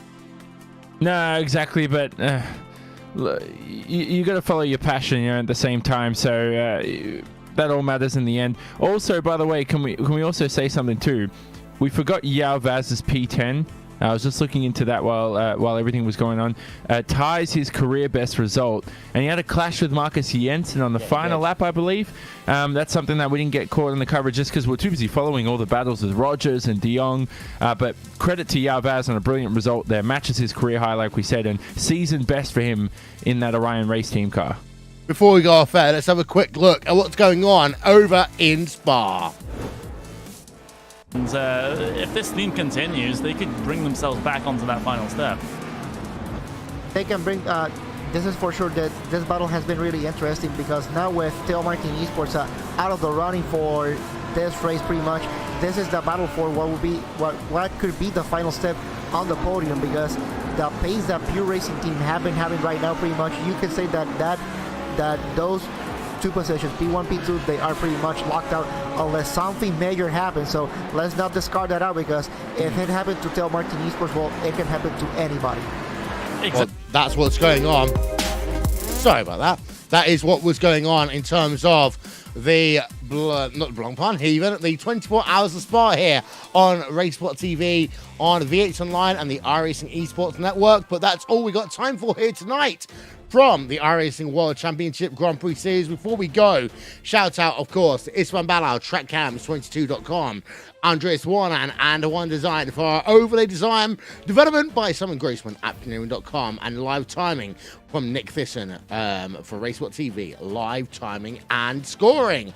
That is all we got time for this round of the championship, but there is still more rounds to go. Strike Zandvoort off. We'll see you in 5-ish weeks over at Indianapolis for the 10th round of the championship. The iRacing World Championship Grand Prix Series going back home again to Indiana. We'll see you there on RaceSpotTV and on the iRacing eSports Network. From Jake Sparry and Jonathan Simone, I'm Will Vincent. Good night from Zandvoort.